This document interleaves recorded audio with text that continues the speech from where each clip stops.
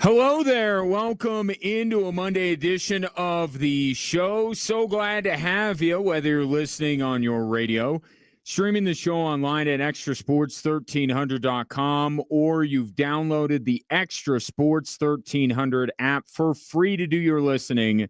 And that is sponsored by Diversus Health, mental health, and well-being for all. A veritable cornucopia of sports topics await you, and I love to get your thoughts on this Monday. The number to call or text in is 719-247-1313. Whole lot going on today. Going to talk playoffs. A significant development potentially in the Avs series. I will not keep you in suspense. I'll get to that here momentarily. But also, Drive Time Sports Mock Draft goes live. Next segment, I'll be joined by Rep Brian, who is game day host for the Titans Radio Network. It's not just easy enough to say it's going to be Cam Ward, right?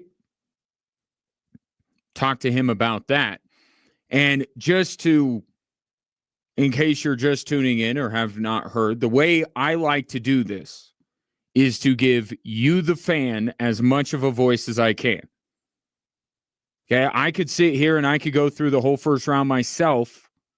I don't want to do that. I want to hear from you, and I don't necessarily need predictions.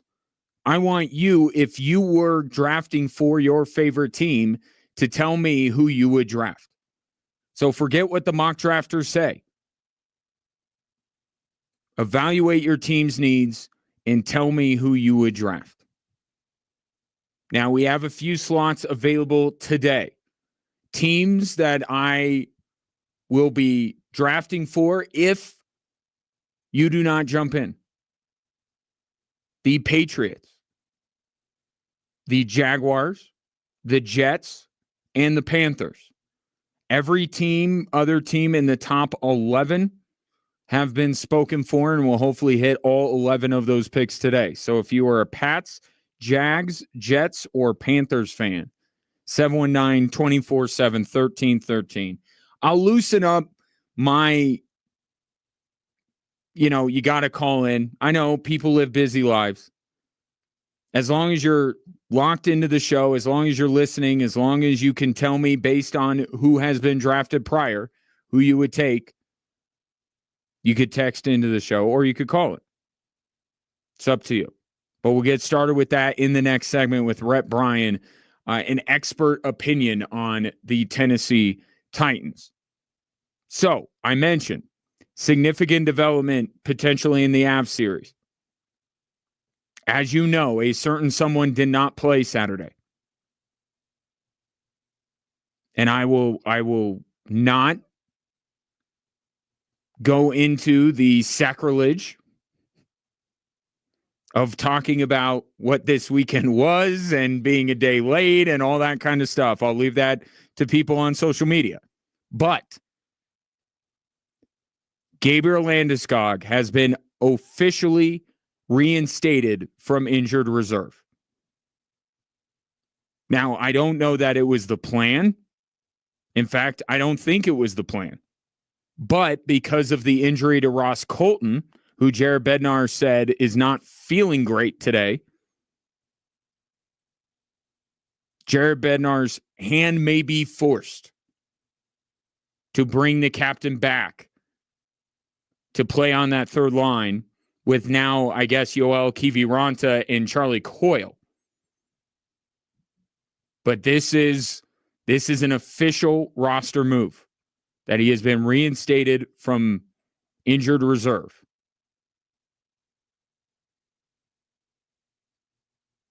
And Gabriel Landeskog might play hockey tonight.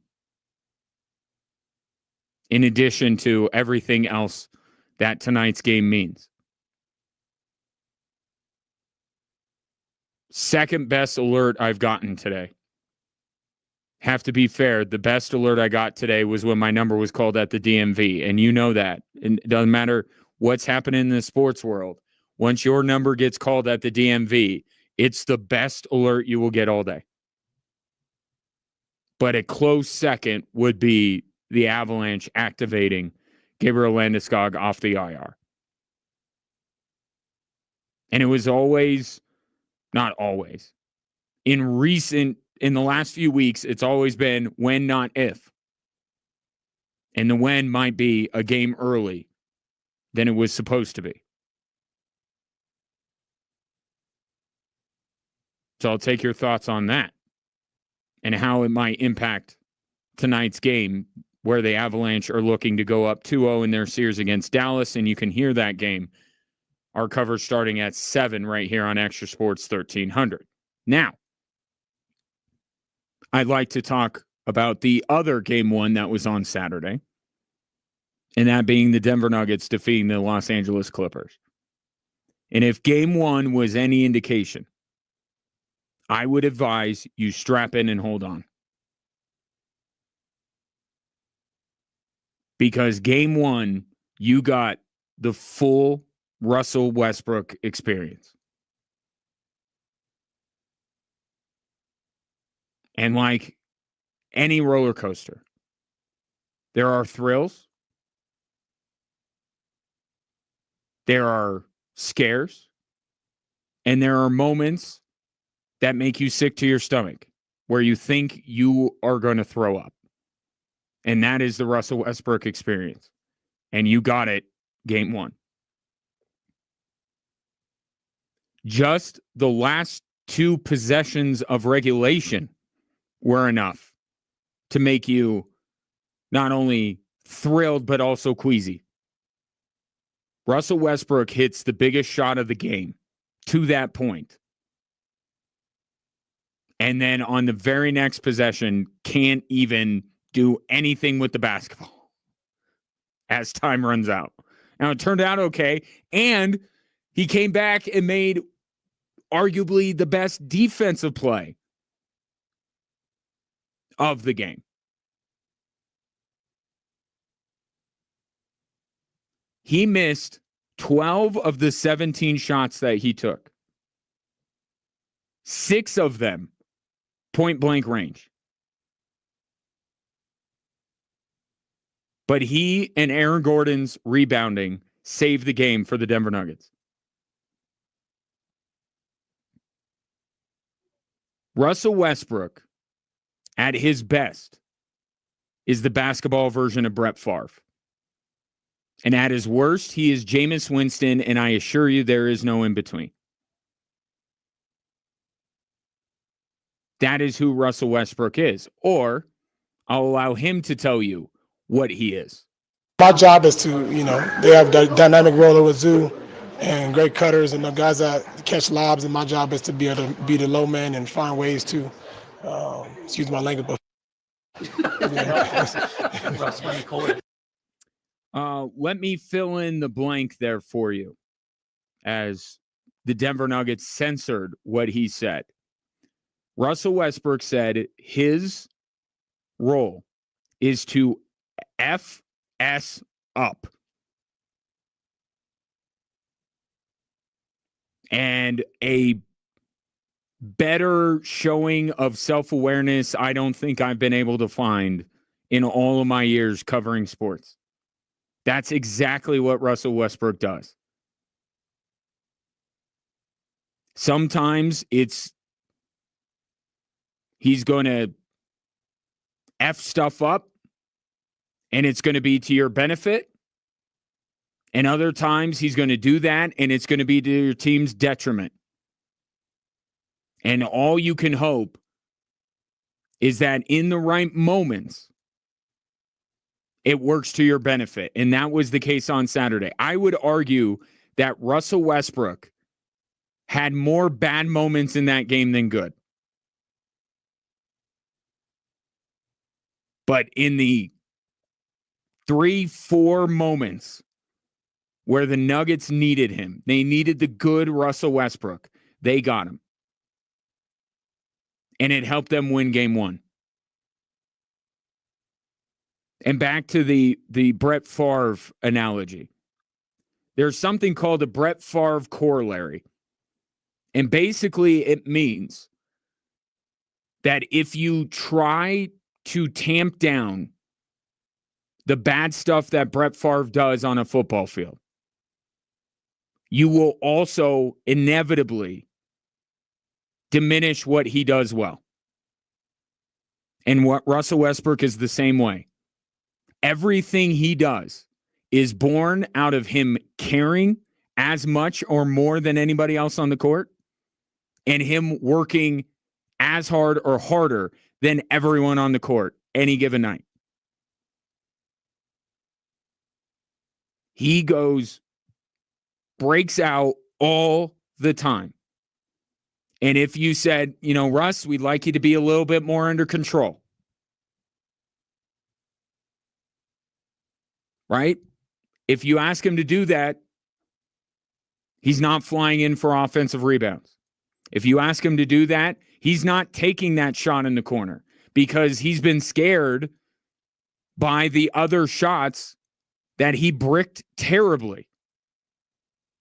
If you try to harness him, if you try to tell him to ease up, then everything bad would go down, but everything good would too. And it's just about being careful how much you play the guy and when you play the guy. And being able to somehow harness or throw a bridle on that wild stallion that is what Russell Westbrook. And David Adelman knew what he was doing, and he was right. And I said, going into the series, David Adelman is going to have to make lineup decisions that he will be either praised or criticized for. And it will go towards whether he should be the next head coach of the Denver Nuggets or the next full-time head coach of the Denver Nuggets. You have to say he made the right call. As bad as it was at times in that game for Russell Westbrook, the result bears out that it was the right decision. And here we are once again having a conversation about the guy whose minutes he took and whether he cares enough or is working hard enough. The starkest difference that you can draw on this Nuggets team is Russell Westbrook to Michael Porter Jr. Michael Porter played just about 25 minutes and was 1 of 4 from the field. David Adelman has said it is a meritocracy. The 5 best players are going to close out games. And one of the 5 best players was Russell Westbrook, and it wasn't Michael Porter. And once again, and it feels like an annual tradition, we have to ask the question of whether Michael Porter Jr. is engaged enough in the game. Michael Malone has talked about in the past, if Michael Porter's not hitting shots, there are other ways he can impact the game. And he really didn't. It was a few rebounds, no steals, no assists. Nikola Jokic after the game was asked about whether he needs to go to a player like Michael Porter who seemed to be disengaged from the game and get him back locked in. If you're not going to be engaged right now, I think you're not supposed to play this sport. So it's, like I said, it's just another game. It's just happen. It can happen. So tomorrow is not tomorrow. In 2 days, it's going to be a completely different game. Now, I will only defend Michael Porter this far. I don't know that him being disengaged from the game is actually a fair assessment. He is not a great body language guy. I understand that. But I've watched him long enough to know that Michael Porter is a good teammate and he wants success for his other teammates. The issue here is not whether he's pouting or anything. It looks like it sometimes, but I don't think he is. It's just the ineffectiveness. And I say just the ineffectiveness. That's a big deal, right? It's the ineffectiveness, the idea and I'm going to bring money into it, the idea of giving all of these players long-term contracts like the Nuggets did was because when all of them are on the floor, that's the best starting five in basketball. That was the bet that the Nuggets made. Not that on his own in a vacuum, Michael Porter is worth that, but the lineup itself is worth that. And you have to ask the question if Michael Porter is not one of the 5 best players on the Denver Nuggets. And in a game that is in the balance, David Adelman can't go to him. That's when you have to ask the question about if there's going to be somewhat of a significant change to this roster, even if he doesn't fetch equal value, if the flexibility you gain and everything else by offloading Michael Porter's contract is the right way to go. And I have defended Michael Porter a lot, but if he's not to be trusted, if he's not making himself one of the 5 best players on the floor when the Denver Nuggets need him the most, that's concerning. Now, thankfully, they had Russell Westbrook, and I can't believe I'm saying that. But game 1, that was the case. But it should be Michael Porter. He can hit shots. He can hit threes, just like Westbrook did at the end of regulation. He can get rebounds. I don't know if he's disengaged. He's not, but he wasn't effective. And Russell Westbrook, despite missing 12 of the 17 shots he took, was still deemed by David Adelman to be one of the 5 best players he could put out on the floor when that game was in the balance. Now, Michael Porter will start tonight. The Nuggets have said all the right things. He will be back in the lineup, but he immediately becomes one of the biggest storylines of game 2. 1 of 4 with 5 rebounds. Ain't cutting it. Does Michael Porter have more tonight? Or when the game is in the balance, will it be the Russell Westbrook experience being preferred by David Adelman over a max player in Michael Porter Jr.? 719-247-1313. Take your thoughts on either game 1 for the Nuggets or the Avs. Gabriel Landeskog's potential return. Game 2. So much stuff going on over the course of the program. Coming up next, I'll be joined by Rep Brian. He knows the Titans as well as anybody. If he were in the general manager chair, who would he take with the number 1 pick in Thursday's draft? That's next here on Extra Sports 1300.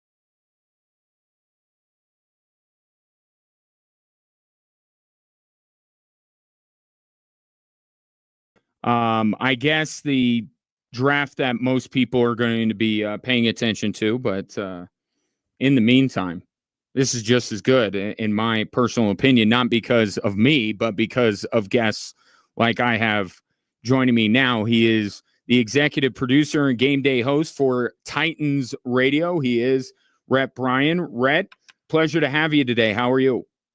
I'm great. Just, what are we, 72 hours out, I guess, from showtime, go time, and here we go. But, yeah, just making final draft preparations for our draft coverage on Titans Radio. We'll have a couple of nights worth of coverage there, especially with number 1 and obviously pick 35. But, I'm just doing final cram for the exam. There you go. That's my kind of study, or cramming at the last minute, although you guys have had the number 1 pick forever. So I'm sure you've been cramming a lot all the way up until this week, because the Broncos are one of the few teams that have never been in the position the Titans are in right now. What has this lead up been like, knowing that no one can draft anybody the Titans want? The Titans have been on the clock this whole time. What is that dynamic like for a guy that covers the team? Well, let me give you an idea. First of all, I've been covering the team since they unpacked their bags from Houston in 1997 and spent 2 years at the Tennessee Oilers, and then Titans from 99 forward.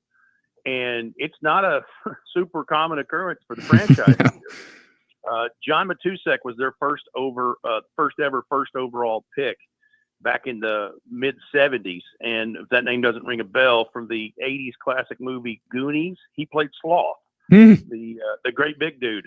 Yeah. Okay. Anyway, a couple of years later in 78, Earl Campbell, the Tyler Rose, the Heisman Trophy winner out of the University of Texas. And they actually packaged up a tight end and several picks with the Tampa Bay Buccaneers to get that pick. The Titans, unfortunately, earned that pick with a 3-14 record in 2024 as one of the worst football teams in the league that year. And obviously the number 1 pick makes that so. But so we're talking almost 47 years since they've been in this position to take the number 1 overall pick. Yes, they had number 2 back in 2015 with Marcus Mariota, and they've been here and there. They had the number 1 pick a few years ago, traded away to the Rams. They took Jared Goff. The Titans moved around a couple times and took a tackle. But anyway, it doesn't happen with super frequency, and I'm glad of that, because it sucks that you're the team that everybody beat up on during the season, but you earned the number 1 overall pick. You earned that, and this is the fruits of your labor to see the return on the investment here. Given the history the Titans have had with higher picks, keeping some, trading some, has there ever been some, groundswell of support to potentially move off number 1 from Titans fans? Or are they like, we've been waiting for this, we want to be locked in and take a guy at number 1? So I would, just to put it at rough figures, the Titans fan base around here, I think there was a smaller percentage, I'd say 20%, wanted to, either take an Abdul Carter or a Travis Hunter or trade out. And, really trade out is what they wanted, because the Titans have more needs than just a quarterback. But the more that this process came along and Cameron Ward from Miami became a bigger part of the conversation, that really took a tilt when we were in Indianapolis at the Combine several weeks ago. You started hearing his name mentioned more first in the conversation of quarterbacks than any of the other guys. And I think that's kind of where the Titans started feeling comfortable about getting to know him better and vetting him as a prospect in this. So since, I would say, the first part of March, the fan base mostly has been on board with taking a new face of the franchise, number 1 overall, especially in a draft where this is not the 2024 draft. This is not the covey of quarterbacks. It's not the covey of, offensive tackles that was there last year, and quite frankly, some other positions. So, yeah, I'd say it's been that mostly for the last several weeks. Rhett Bryan, my guest, executive producer and game day host for Titans Radio here on Extra Sports 1300. Not only has all the noise been around the Titans taking Cam, but it moved quickly to Cam. I mean, it was almost like we were finishing up the college football season. It was Cam or Shador, and it felt like just a couple of days later is like, oh, it's Cam Ward. From what you've evaluated with Cam Ward or heard from the Titans, why did it move so quickly to Cam Ward as opposed to, it being Cam and Shador up until the last, couple of weeks? Well, they took top 30 visits and with Shador Sanders and Travis Hunter and Abdul Carter and, of course, Cameron Ward. When you got the number 1 overall pick, you're going to do your vetting regardless of position of who may be the best player in the draft that you want to take. But here's the part of it that I don't think people realize, and I'm very fortunate that our color analyst on Titans Radio is Dave McGinnis, who was former head coach of the Arizona Cardinals, who drafted Kyle Van Der Bosch. He drafted Pat Tillman. He's been in this league and done this for a living, and he has taught me so much about this process and how this stuff works. And when we're talking about the difference of where you're seeing just mocks from the national pundits on the big letter networks have started to shift more towards that. We get that perception because the scouting departments in these 32 teams have been working on this since last year, this class, and they're about to wrap that up.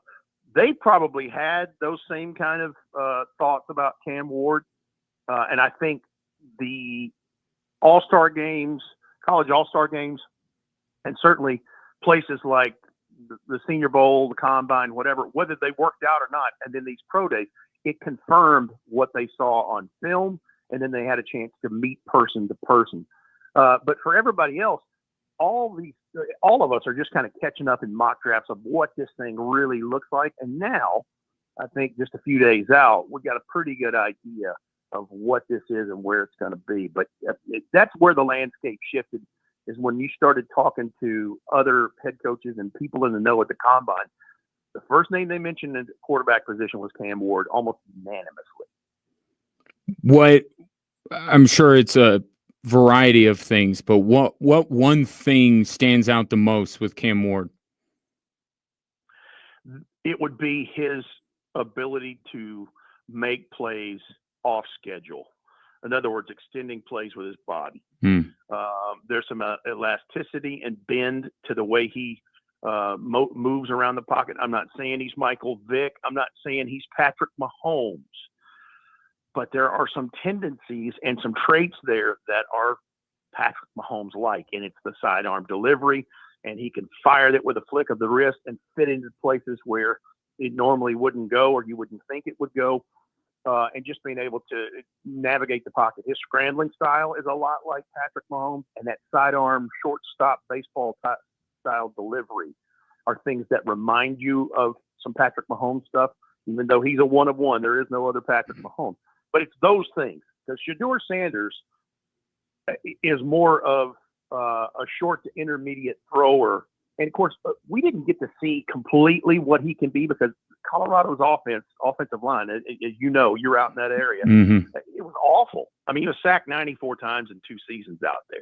So some of it is that, but some of it is just the difference in traits. And Shador, I don't care if he's Deion Sanders' son or not, he did not get the athletic gifts that his father possesses. And so there's just a difference in athleticism and a little bit of the delivery of the ball. I believe that Cameron Ward has the bigger arm of the two, and they're just 2 different quarterbacks, really. Right, Brian, my guest. So I will put you on the clock now officially to draft for the Titans. Now, the rules are, obviously, you are as well plugged in with that organization as anybody. So you have you have your thoughts as far as where they might go, but I am allowing you the latitude, given you knowing what else the Titans may need. You don't have to tell me who you think they're going to draft. I want Rep Brian's selection if he was in the general manager chair for the Tennessee Titans on Thursday. Well, with the first overall pick in the 2025 NFL draft, the Tennessee Titans in this mock selects Cameron Ward, quarterback from the University of Miami, former wing tee at Incarnate Word, 2-year player at Washington State, a big year for the Miami Hurricanes, where he was a Heisman finalist. 0-star to being first overall pick in this draft. Pretty good journey for this guy. 6'1" and 7/8, arm 30 and 5/8, hands 9 inches, 219 pounds. He's something the Titans need, and that's the face of the franchise and a new franchise quarterback. And so that's who they take number one in this one, and that's who I take. Yeah, and I think I'm a little bit higher on Shedeur than some people, but I think that whatever team drafts both of those guys, they're going to be very happy. I think Cam Ward certainly, with the physical tools that you mentioned, certainly has a higher upside than Shedeur Sanders does in this draft. Let me ask you before I let you go, Rhett.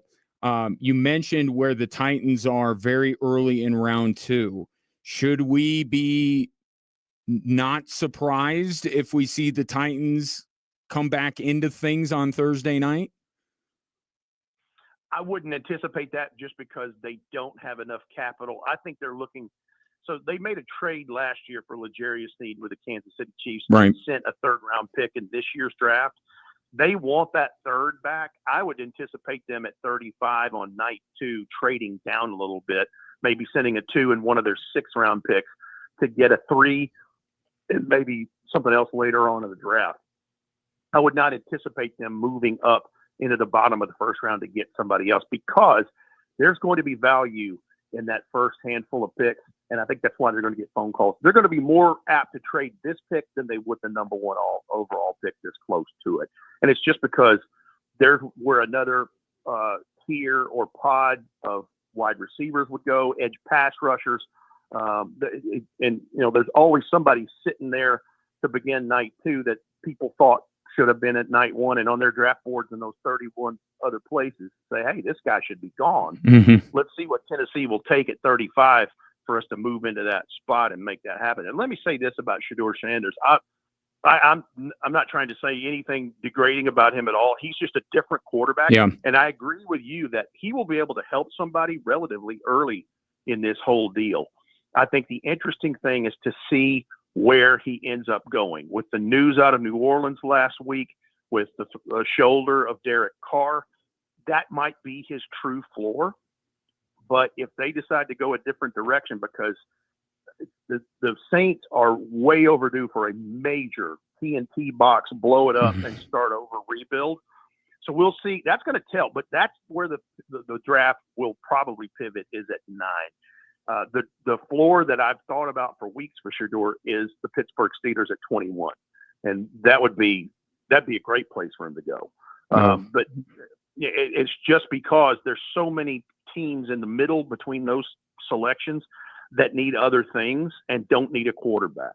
But it's just going to be interesting to see how this pans out. Is Shedeur the second quarterback taken?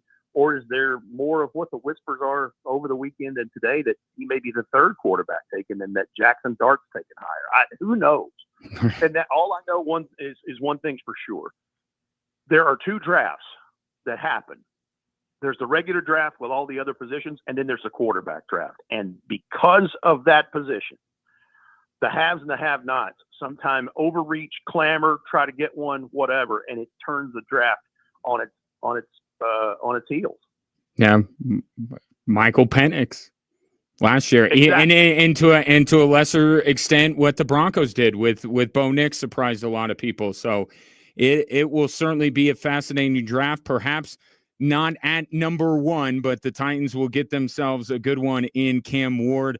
Fantastic insight, Rhett. Really appreciate it. This was great, and I look forward to chatting with you on down the road. Sounds great. I appreciate you having me on. Have a great afternoon. Yeah, you as well. That's Rhett Bryan. He is the executive producer and game day host for Titans Radio in Tennessee. No surprises here. He's going to go with Cam Ward, number 1, even though I gave him the out to take whoever he felt the Titans should get. And I think he feels pretty sure that even though that's where we all think they're going to go, that's ultimately the right pick for them. So 1 off the board. Coming up next, we have the Browns and we have the Giants. Both are represented, and we'll get to that next as our Drive Time Sports mock draft continues. And don't worry, we're talking Avs, we're talking Nuggets. So stay locked in here on Extra Sports 1300.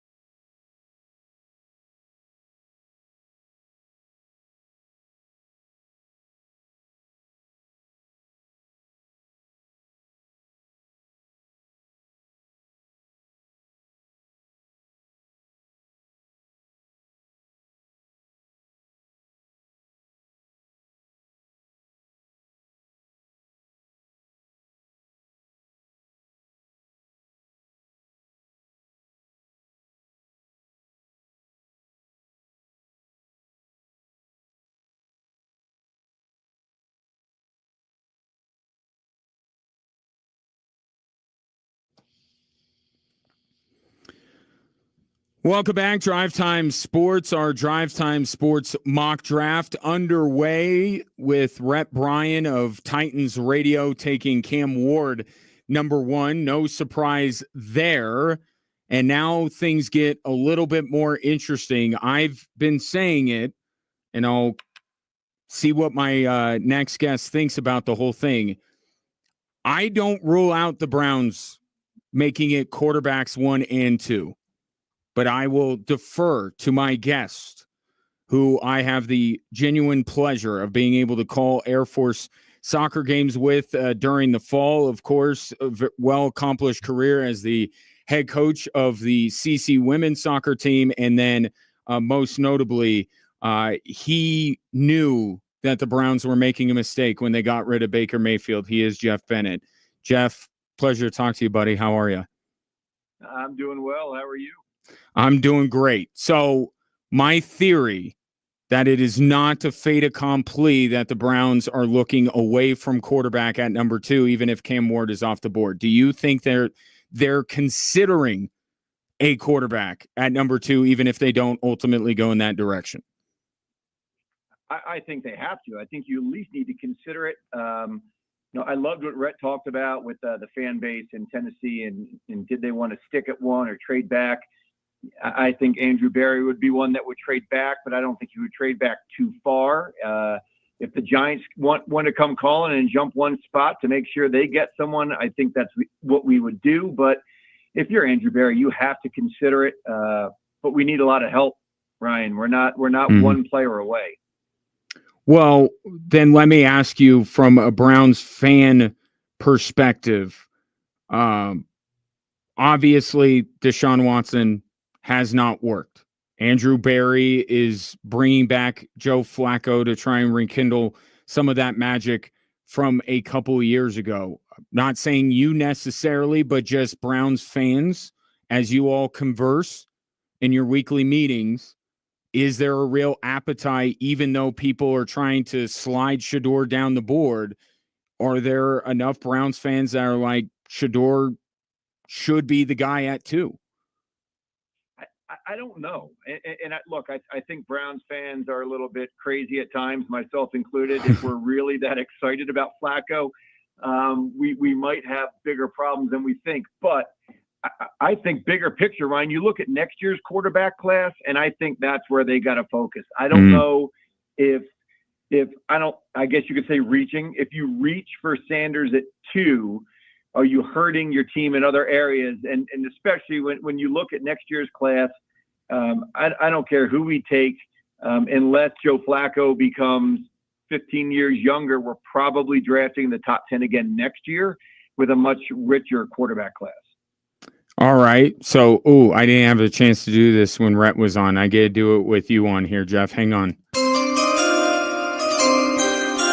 Sounds official, right? With the I'll let you do the whole bit. You're drafting for the Cleveland Browns. Cam Ward off the board. Where are you going for your Brownies? With the number 2 draft in the 2025 NFL draft, the Cleveland Browns select Travis Hunter, University of Colorado. And how many jerseys will be in the Bennett household within a week of the draft, if that's actually where the Browns go on Thursday?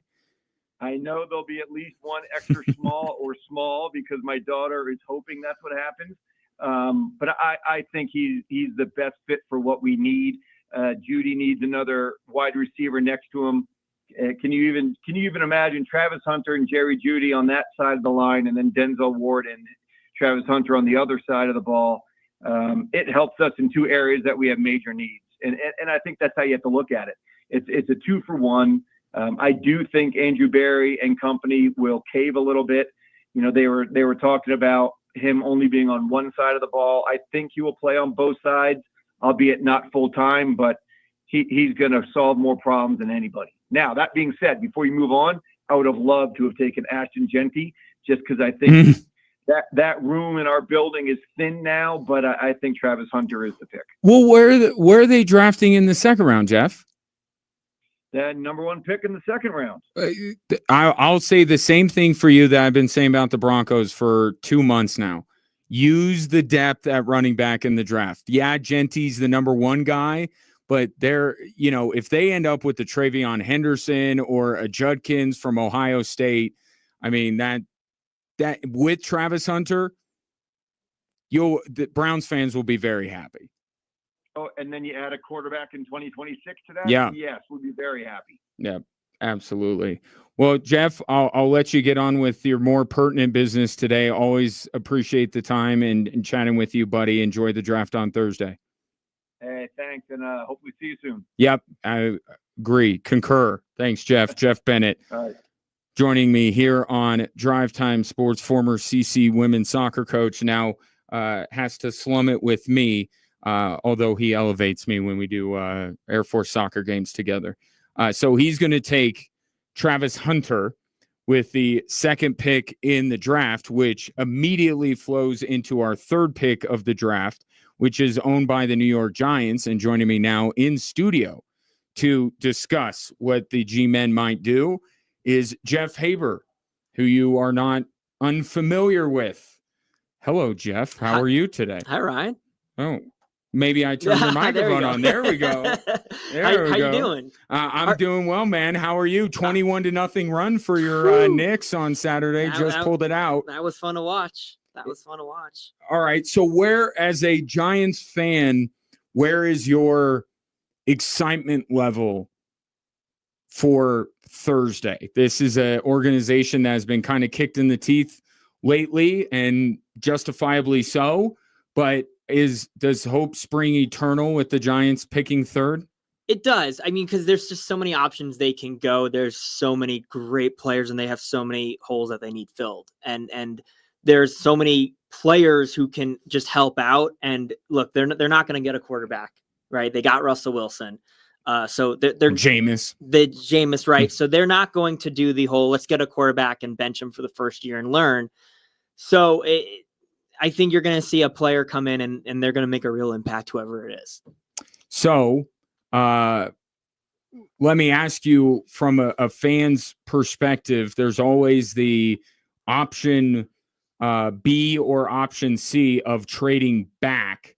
Well, Jeff just mentioned, hey, if the Giants want to jump up to 2 to get their guy, the Browns would be interested. Are Giants fans wanting the Giants to stick at 3, or are they wanting them to be more aggressive, or maybe trade back to get more picks and fill a bunch of different needs? Yeah, I think if they were ever going to trade up, it would be number 1 to get Cam Ward, but that clearly doesn't seem to be where the front office is going with the acquisition of Wilson and Jameson, right? So that's not going to happen. Could they trade down? They could. I just don't see them doing that. I would be happier as a Giants fan if they took their second round pick and traded up if a player like Gentry fell, or a player where, I've seen some drafts have him going out of the top 10. And if that's the case, hey, maybe we trade our second round pick and go get a bona fide running back. So that would be an interesting move. But I just don't see them doing any kind of moves like that. I would love if they could find a way to get a few picks in the second and third round. I just don't know where that's going to come from. All right. So let me play the chimes. All right, go ahead, my friend. With the third pick of the 2025 NFL draft, the New York Giants select Abdul Carter, edge rusher from Penn State. Is there any, if Hunter does go off the board at 2, and I will say this, that's where all signs are pointing. Is there going to be, like, if the Giants had their druthers at 2, would you want them would they be taking Travis Hunter? If they were at 2? If they were at 2, they would. So as a Giants fan, is there going to be a little bit of disappointment if Travis Hunter goes 2? Not really. I think Giants fans are going to be excited that they have Thibodeau, Dexter Lawrence, now Abdul Carter. I mean, that's going to be one of the best pass rushes in the league, and it could get very good very quickly. So and in a division with Jaden Daniels. Correct. And Jalen Hurts. For what it's worth. I don't know how effective Abdul Carter will be against the tush push, but if they, let's say Travis Hunter falls out of the top 2 and it's the choice of Carter or Hunter, I would choose Carter. I would choose Hunter because Travis Hunter, I mean, I know he's the two-way player. He'll probably stick to cornerback, and that's where the Giants probably need a little bit more help, is in that secondary. And you could also throw him in at wide receiver, where the Giants also need help next to Malik Neighbors.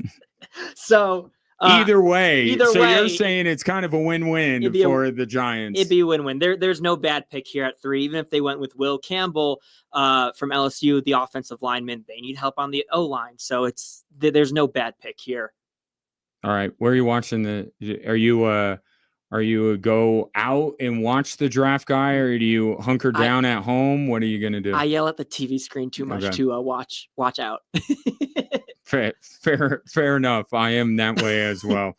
Jeff Haber, catch him afternoons. It's the G-Men. Catch him on 98.9 Magic FM. And soon we'll get back with him on this show.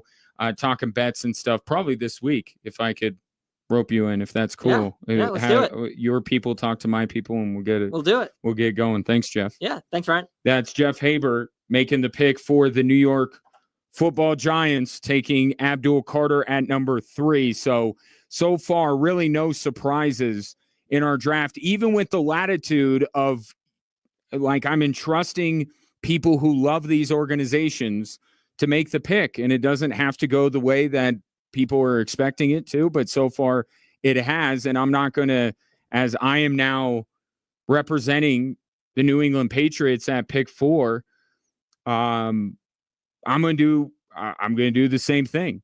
I think early on in this draft, there are, I may say that Shador needs to creep his way in here higher than people might think he's going to go. But one team that does not need Shador Sanders is the New England Patriots. They do have their young quarterback. Drake May had his moments. And what's the most important thing that the Patriots can do for Drake May under new head coach Mike Vrabel? They can protect him with the 4th pick. Man, we were really crushing the verbiage. That's why Roger Goodell has it on a card, because he'd stumble as well. With the 4th pick in our Drive Time Sports, no one else is calling it the Drive Time Sports mock draft. We have to get people on that.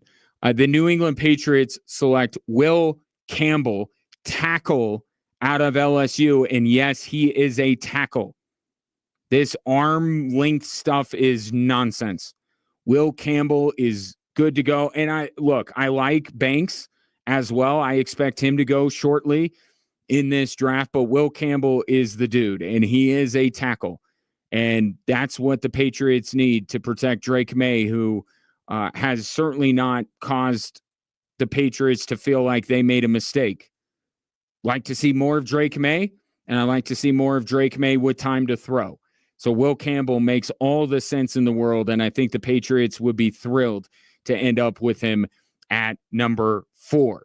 So pretty chalk. Cam Ward 1 to the Titans, Travis Hunter 2 to the Browns, Abdul Carter 3 to the Giants, and Will Campbell 4 to the New England Patriots. Coming up next hour, it'll be the Jags, the Raiders, the Jets, and so on and so forth. If you would like to draft because you are a Jags fan or a Jets fan or a Panthers fan, all 3 of those teams are available. If they are not taken, I'm going to pick for them.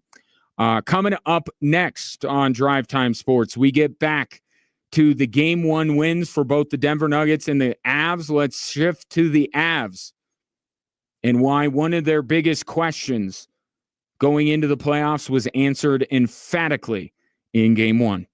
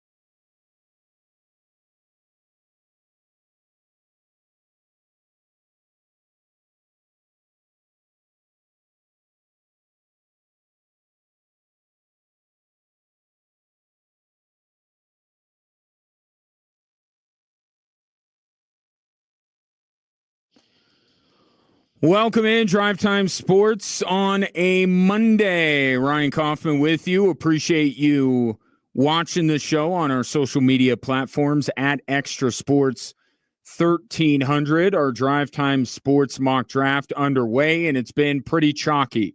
Cam Ward to Tennessee, Travis Hunter to Cleveland, Abdul Carter goes to the Giants, and I just picked Will Campbell to go the New England Patriots. Bottom of the hour, it'll be Jags, Raiders, Jets.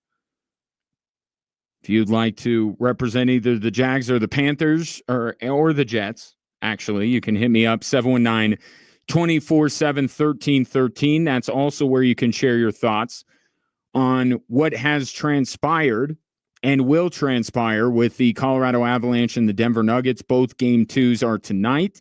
The one you can hear here on Extra Sports 1300, thanks NHL and NBA, is the Avs. And then once the Avs are done, if the Nuggets are still going, we'll flip on over to that later this evening. But our main focus will be game two of the Avs and the Stars. And very likely, can I say very likely? Or is that jinxing it? Gabriel Landeskog has been officially activated off of IR. Ross Colton was injured in game one. Miles Wood not skating. That means the most logical choice to step into that role of Ross Colton is Gabriel Landeskog.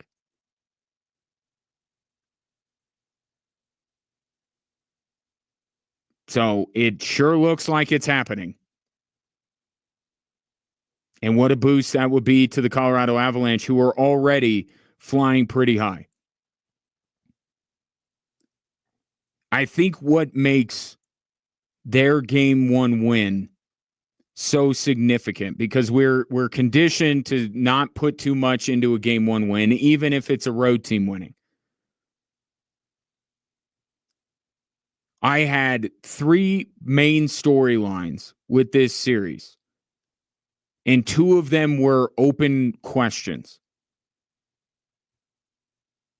One was, are the Stars even the same team that I thought they were for most of the season? With the injuries to Jason Robertson, to Miro Heiskanen, how much of those two guys being out would change the way the Dallas Stars would play? And we know the Stars were limping into the postseason, literally and figuratively, losing 7 straight games. Would they just flip a switch? And would they look like, I guess I'll say, the old Dallas Stars? And my other question was, what's Mackenzie Blackwood going to be on a postseason stage somewhere he's never been? And I think you got, through game one, resounding answers to both. Let's start with Mackenzie Blackwood. I thought that the Avs did exactly what they needed to do for Mackenzie Blackwood. They dominated the beginning of that hockey game on Saturday.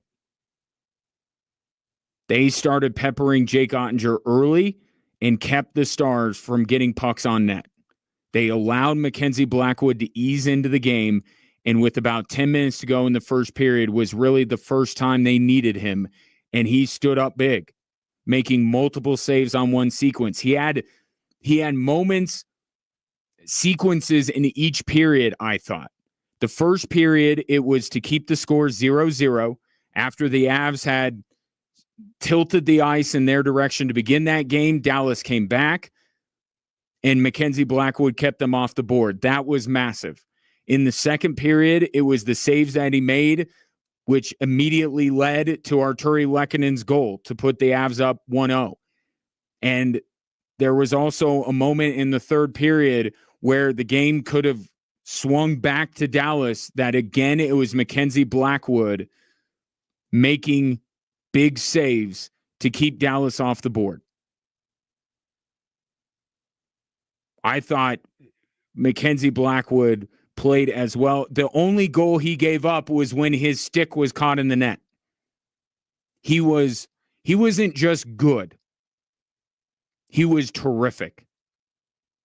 And if you think back to a few years ago with Darcy Kemper. Darcy Kemper was not a passenger on the Colorado Avalanche Stanley Cup winning bus. He won them some games. He made huge saves. And that's the thing.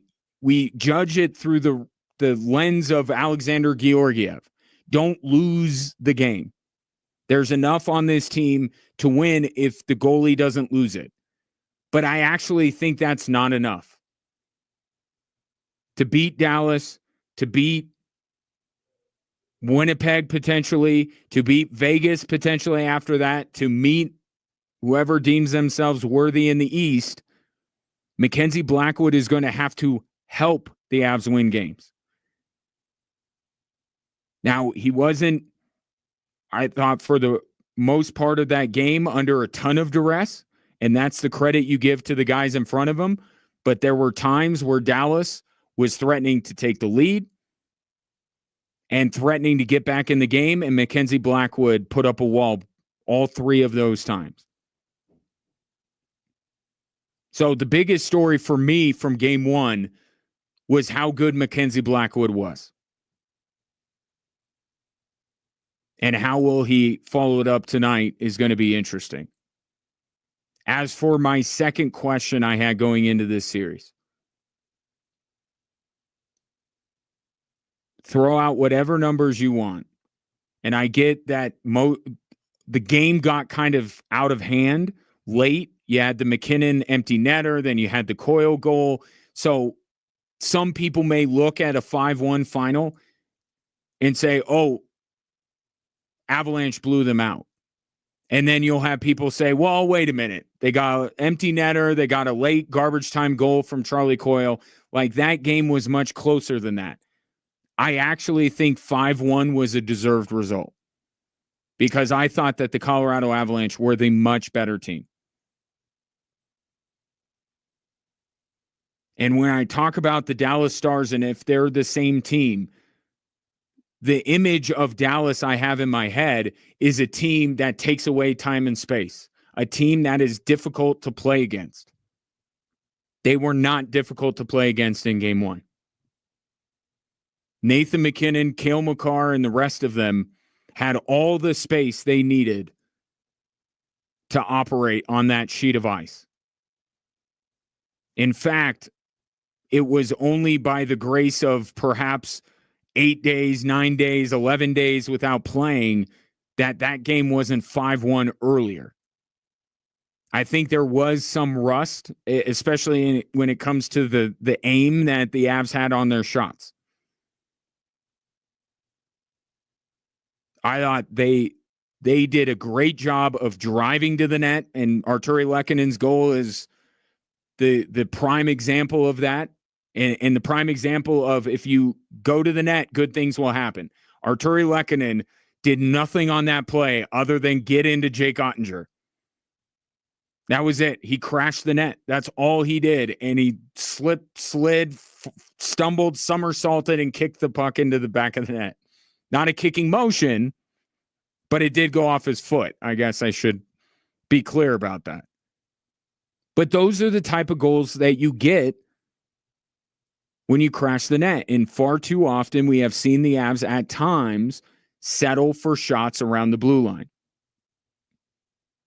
And I thought that the Avs came in with the mentality of we're gonna go right at them. And it'll be on Dallas to keep us out. We're going to charge in on Jake Ottinger all night. And I don't think Dallas did a good enough job at all of keeping them from doing that. Avs' aim was a little bit off on their shots, and I thought Jake Ottinger made some big saves. But the Colorado Avalanche, from start to finish, with just a couple of exceptions, were the much better team. We're the much better team. And if I don't know how people in Dallas aren't panicking. I really don't. Because if the Avs win tonight, it is a wrap. It's a wrap. I'm telling you. If the Avs go up 2-0 going back to Denver, this series is effectively over. And I'll use the same line we've been using with Gabriel Landeskog. It's a matter of when, not if. The Stars have some major adjustments to be made. They have to figure out a way. And I don't know how they do it, because a lot of this is born out of the guys that they're missing. Pete DeBoer was asked about Chris Tanev, right? Their huge acquisition last year. They could use him. They could certainly use Miro Heiskanen. And you saw some of this in the last meeting between the two teams that the Avs won in Mikko Rantanen's return to Colorado. You saw the Avalanche be able to move freely out of their own zone, through the neutral zone, and get clean entry into Dallas's end all night. And there is no way you're going to beat the Colorado Avalanche if you allow them to do that.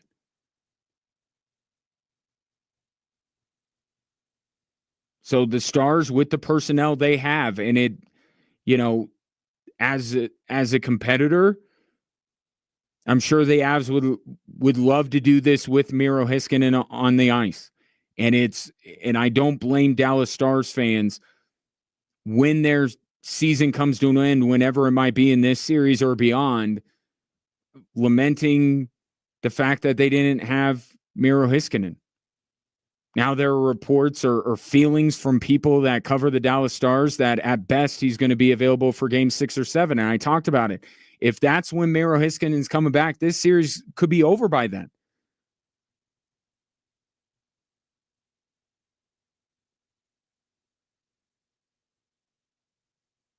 Dallas just doesn't look like the same team. Now, their desperation level is going to go through the roof tonight, because they know that this Avs team, with the way that Mackenzie Blackwood showed himself in his first ever playoff game, they know that if they fall down 2-0, there's no 3-1 rally, 3-0 rally. They're not coming back to beat the Colorado Avalanche. They're going to need a lot more Avs players than just Valeri Nichushkin to go AWOL for them to come back in the series. And I think they know that. So the biggest thing I'm looking out for tonight on Dallas' side is just, are you going to keep letting Nathan MacKinnon go wherever he wants? And look, Nathan MacKinnon is going to find a way. It's not like you're going to shut him down. Okay, as physically imposing as he is, he's going to get to his spot. But can you impede his progress enough to throw the rhythm of the playoff? I saw so many times where the Avs were right on time. Nathan MacKinnon skated in. They had numbers. They had guys crashing the net.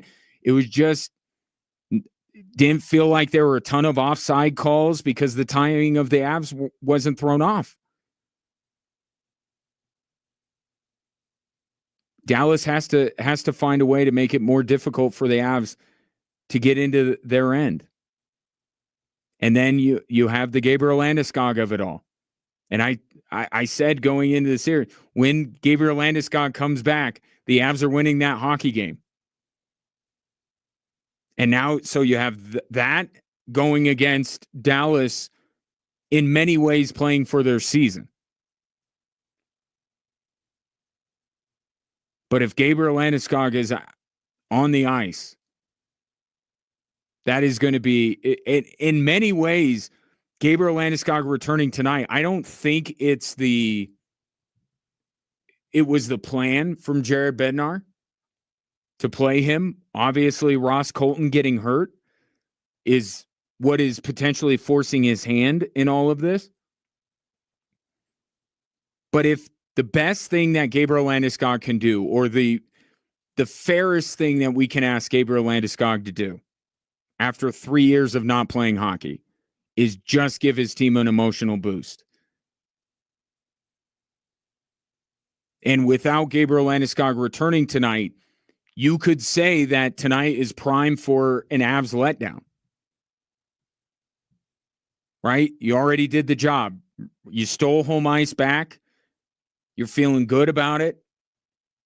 The other team's desperation level goes up. We are dealing with human beings after all. Hard for the Avs to match that level of intensity because they've already done a huge thing to help their chances of winning this series by winning game one. The boost that they're going to get from Gabriel Landeskog might make up the difference, or at least go a long way to making up that difference. Perhaps there's no substitute, no equaling the desperation level that the Stars will have, but the discrepancy, I suppose, between the emotion of these two teams is not as wide as it would have been if Gabriel Landeskog doesn't play in this game.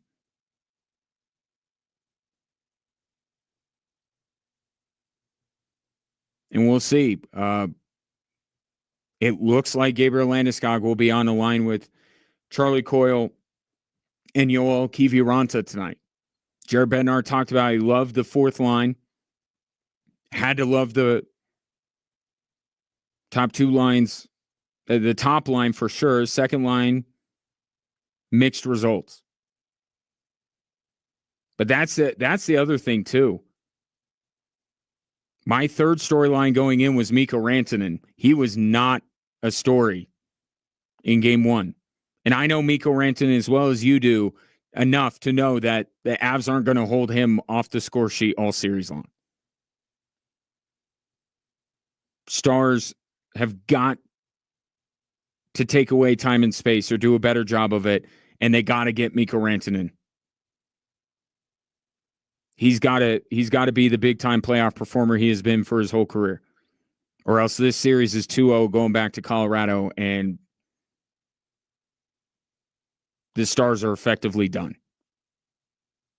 Take your thoughts on game one, 719-247-1313. Again, Gabriel Landeskog activated officially off of IR this afternoon. He is available. Will he play? You can find out, I guess, closer to 8 o'clock. 7:55, 7:52, I think, is the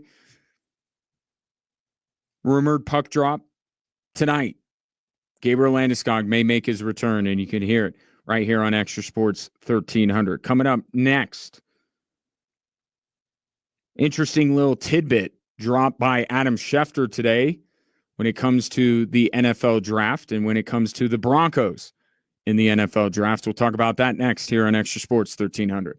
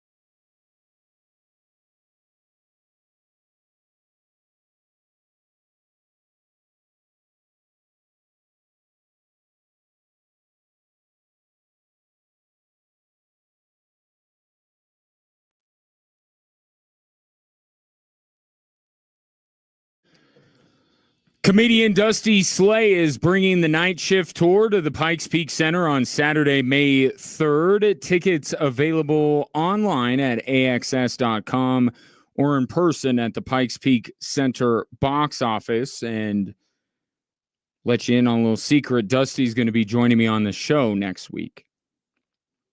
As far as this week goes, playoffs for the Avs and the Nuggets, the draft coming up on Thursday. And Adam Schefter dropped an interesting little tidbit today. Well, a few interesting tidbits, but when it comes to the Denver Broncos, dropped an interesting tidbit. Said that a lot of teams aren't really trying to move up in the draft. A lot of teams aren't really showing much interest.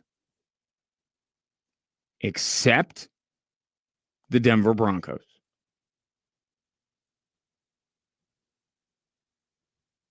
In fact, there are some rumors, courtesy of Adam Schefter, that the 49ers at 11 are one team that has been looking to move back. And you know, given their respective histories, that the 49ers and the Broncos do a lot of business together.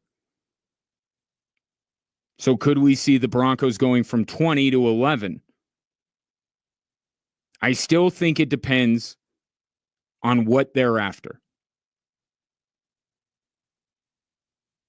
And I would actually say that where the 49ers are is too low. Because George Payton just said at their press conference last week, they feel like, well, what am I even doing? I can give you George Payton's own words. Here's George Payton last week. We think, there's going to be a similar player at 10 that probably there's going to be a 20 just in our grades. We have more players in that area than we do 1 through 10. And so, you just kind of work your board, you set your strategy based on that. We do think there's some strength in the, maybe the middle round, maybe second, third, and fourth. So if there's similar graded players between 10 and 20, why would moving up to 11 make any sense? And the answer is it doesn't. So I would say that if the Broncos were serious about moving up, they would be looking to get into the top 10.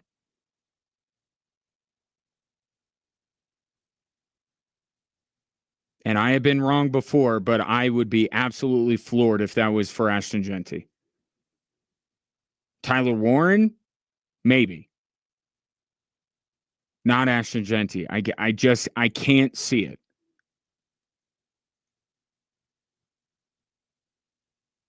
But there's a couple of things with this rumor.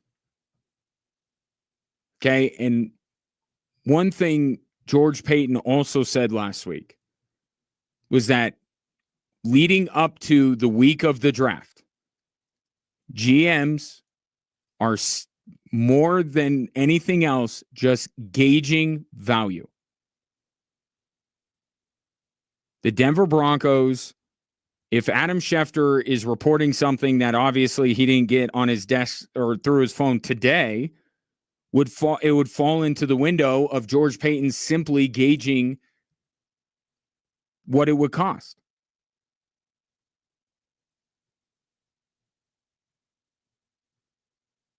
So if this, I think the timing of Adam Schefter reporting this is important. Because if this were on Wednesday, then by George Payton's own words, this is the Broncos being serious about trying to move up. If he was doing it as recently as last week, that's still more than anything else gauging the price tag. But I think gauging the price tag is well within what I have said about the way the Broncos should approach this draft. They have done so well to, get this team turned back in the right direction. They got quarterback right. They've done a good job of navigating the whole Russell Wilson cap fiasco. I think that the Denver Broncos should not be afraid to indulge a little bit. to move up, to get aggressive. They should be able to do that if they so choose. I just don't see the player that is feasible for them to want to do that. I don't think it's Ashton Genty. But I mean, let's be realistic here. Would the Broncos love Travis Hunter? Yeah. No way they're getting up to 2. Could they like Abdul Carter? Sure. Who doesn't? Not getting up that high.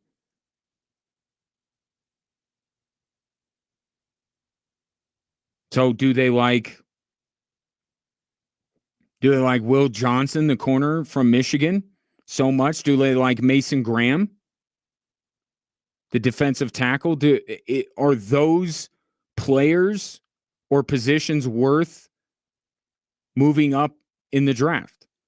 Because those guys will probably be taken within the top 10. I don't see the fit. I get every reason in the world for the Denver Broncos to gauge interest, to get the price tag, to discuss that and figure out if there's a player.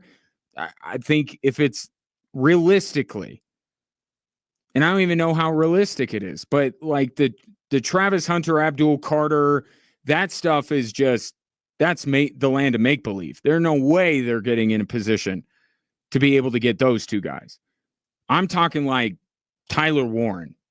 And I still think that Tyler Warren, not to tip my hand as the representative of the New York Jets in our Drive Time Sports mock draft, he ain't getting past me.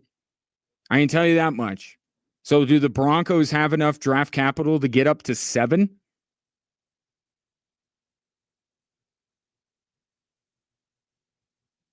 So I think you look at this report by Adam Schefter, and it does go in line with a lot of what George Paton said, even though the overall sense that I got last week was that the Broncos are going to be very, for lack of a better word, conservative with what they do. They might go for a blender instead of crystal, as Sean Payton said. I think that is their plan A. They got that, and I think they feel good about where they are on the board to be able to get a player that they really like at 20.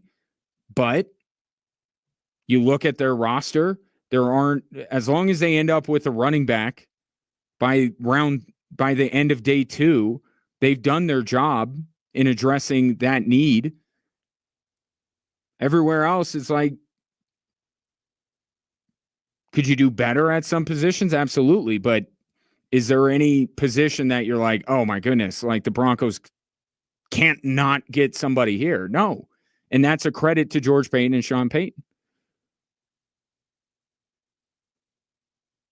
The Broncos, while they were putting out the vibe that they were going to be pretty conservative and just kind of stick and stay with where they are and take somebody, they did leave some wiggle room to basically say if the right guy was there, if they had him with a top 10 grade, and there aren't a lot of them, as you just heard George Paton say, we'd entertain that. Price tag, I think, is going to be too high, ultimately. And I don't know that the Broncos are especially willing to pay that price.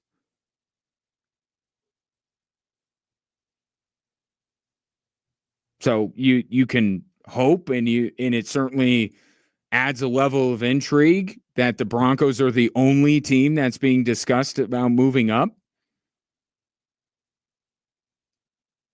But this is far from a warning to watch out for the Broncos to jump up the board. I think it's very much in line with everything I heard Sean Payton and George Paton talk about. But let's play the game here. Let's say that the Broncos are interested in moving up. I mean, that's what this says. They're interested in moving up. You could be interested in moving up without actually wanting to pay the price to move up. So what player that is realistic could the Broncos be looking at? I don't say it's Ashton Genty. Social media says it's got to be Ashton Genty. Take your thoughts at 719-247-1313. Coming up next, speaking of the draft, our Drive Time Sports mock draft rolls on. The Jags are on the clock. I will draft for them, and they could use me. And then DJ Michaels will be in studio to talk about the Raiders, one of the more intriguing teams in this draft. Genty, Shador, or do they make a pretty safe pick? We'll find out. Coming up next, reminder, Jets, Panthers, you want to draft for them? Let me know, 719-247-1313.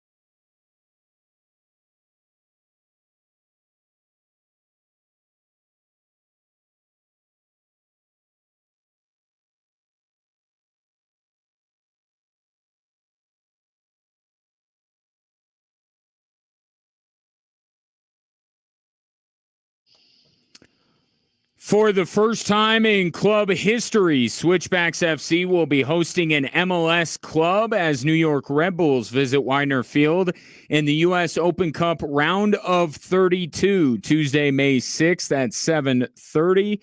Be a part of history by getting your tickets at switchbacksfc.com.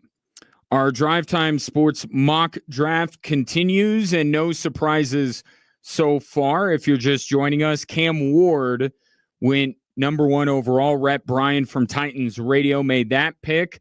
Jeff Bennett for his beloved Browns took Travis Hunter at number 2. Jeff Haber of 98.9 Magic FM took Abdul Carter and was happy to do so with the 3rd pick. And then I took Will Campbell, the tackle out of LSU, to protect Drake May, who the Patriots think they have something in, which brings up number 5 in the draft, the Jacksonville Jaguars, who continue to confound the mind with the decisions that they make, making another coaching change to bring in Liam Cohen. And then Liam Cohen said Duval really weird, and away we go with the Jacksonville Jaguars. They have, it's funny, I was watching Draft Day the other night, must watch this week, and the new Jacksonville Jaguars GM looks like the GM on Draft Day that Kevin Costner absolutely demolishes in that movie.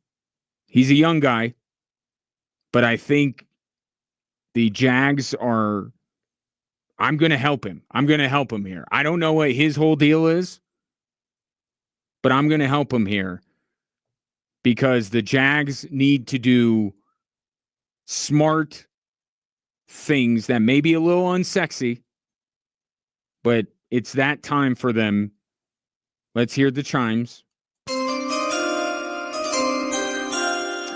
With the 5th pick in the Drive Time Sports mock draft, the Jacksonville Jaguars select Mason Graham, defensive tackle from Michigan. Trevor Lawrence does not need any more weapons. They've been a hot Ashton Genty team. We're not doing that. Trevor Lawrence can stand on his own. This is a make or break year for him. If he's not the dude, you find out. You don't need to give him more weapons. If he's what you think he is, he will figure out a way. The Jacksonville Jaguars need to address other needs, and they get the best defensive lineman in this draft, and it's not by a slim margin. Mason Graham is really good and can play right in the middle of that Jaguar defense. Sanity is restored. Enough of it's not WWE, but AEW stuff from the Khan family. It's time to make smart football decisions, and Mason Graham would be that at pick number 5. So that moves us to pick number 6, and I think if you're picking out, I don't know, a handful of teams that are the most intriguing in the first round, I think the Raiders would be one of them. And in studio to make the pick for the Raiders is DJ Michaels, who unfortunately will not get a chance to be a part of history at Widener Field because he has to produce the Switchbacks game. What's up, buddy? Yeah, you kind of have to turn on the mic. Do I have to do that? See, you're the producer. I'm the host. I don't know these things, so good looking out. As much as I love all of the picks that are still available for me, Ashton Genty is not one of them. So sparkly, okay? But running back. Whoa. So you are tempted by Ashton Genty. Absolutely. And the comparisons to Barry Sanders are just fantastic. You look at that and you go, oh, I got to.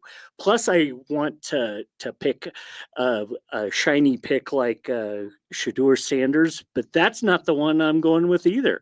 Okay. Well, first, was it the thing that made you kind of fall in love with Ashton Genty a little bit? What was it? It's tackle football, get you somebody that they can't tackle. Was that it? Or were you already? We love a shifty back. We really do. Okay.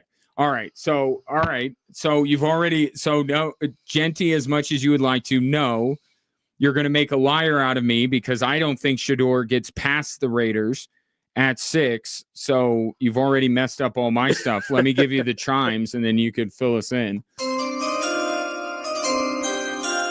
Go. With the 6th pick of the Drive Time Sports mock draft, That a boy. the Las Vegas Raiders select Will Johnson, 6'2", 203. So defensive they're back making out of Michigan. Yeah. So the We want the next Charles Good, Woodson. yeah. We really do. Yeah, I don't want to diminish who Will Johnson is because he's the top corner in this draft that only plays corner. Right. That's been one of the guys that has been most linked to the Raiders. So you're thinking Charles Woodson here. Legion of Boom. So as you don't want the shiny toys for Geno. Nah. No. He's got Bowers. But you are, and I guess I have to, put everyone on the record. You are not anti-Shador. You just think that there's a better. You like Shador, and you're okay with Geno Smith for a little bit. Yeah, I don't know how patient Shador is to sit behind a guy. Because he would be. Yes. With Geno. You don't think if they draft Shador that it's like Geno, thanks, but you're now the backup? Okay. No. Nobody does that. Okay. All right. So you're going to address the defense. Mm-hmm. You're going to get a corner. And with the 37th pick, we're probably going running back. I'm just saying.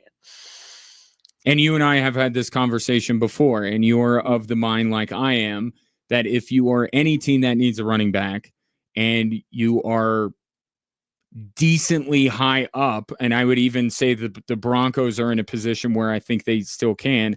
Raiders certainly are. Browns are, as I was talking with Jeff Bennett last hour about, use the depth. Use the depth of this draft. Is there a running back that, Genty's going to be gone? Yeah, I love Hamilton. I don't think he's going to be there. Oh, Marion Hampton? Yeah. Yeah.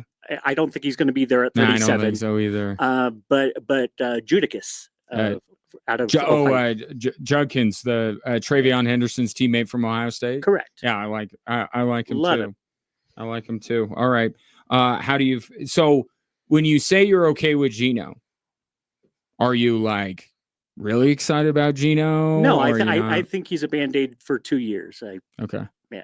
Are you of the mind that the Raiders don't go Shador with the idea that they'll probably still be bad enough to be in the Arch Manning sweepstakes next year? Or do you think, because Pete Carroll said he wants this thing to get good fast, and Geno, we saw what he did in Seattle. Is there a chance that the Raiders... I'm seeing 3rd round quarterback somewhere in there. All right. So of that, the Tyler Shuck thing stuff is mind-boggling to me. Why all of a sudden he has become this hot quarterback. So let's see. I've heard the Raiders were talking to Cam Miller of all people. He's I'm sure you don't even know who that is. That he's out of North Dakota.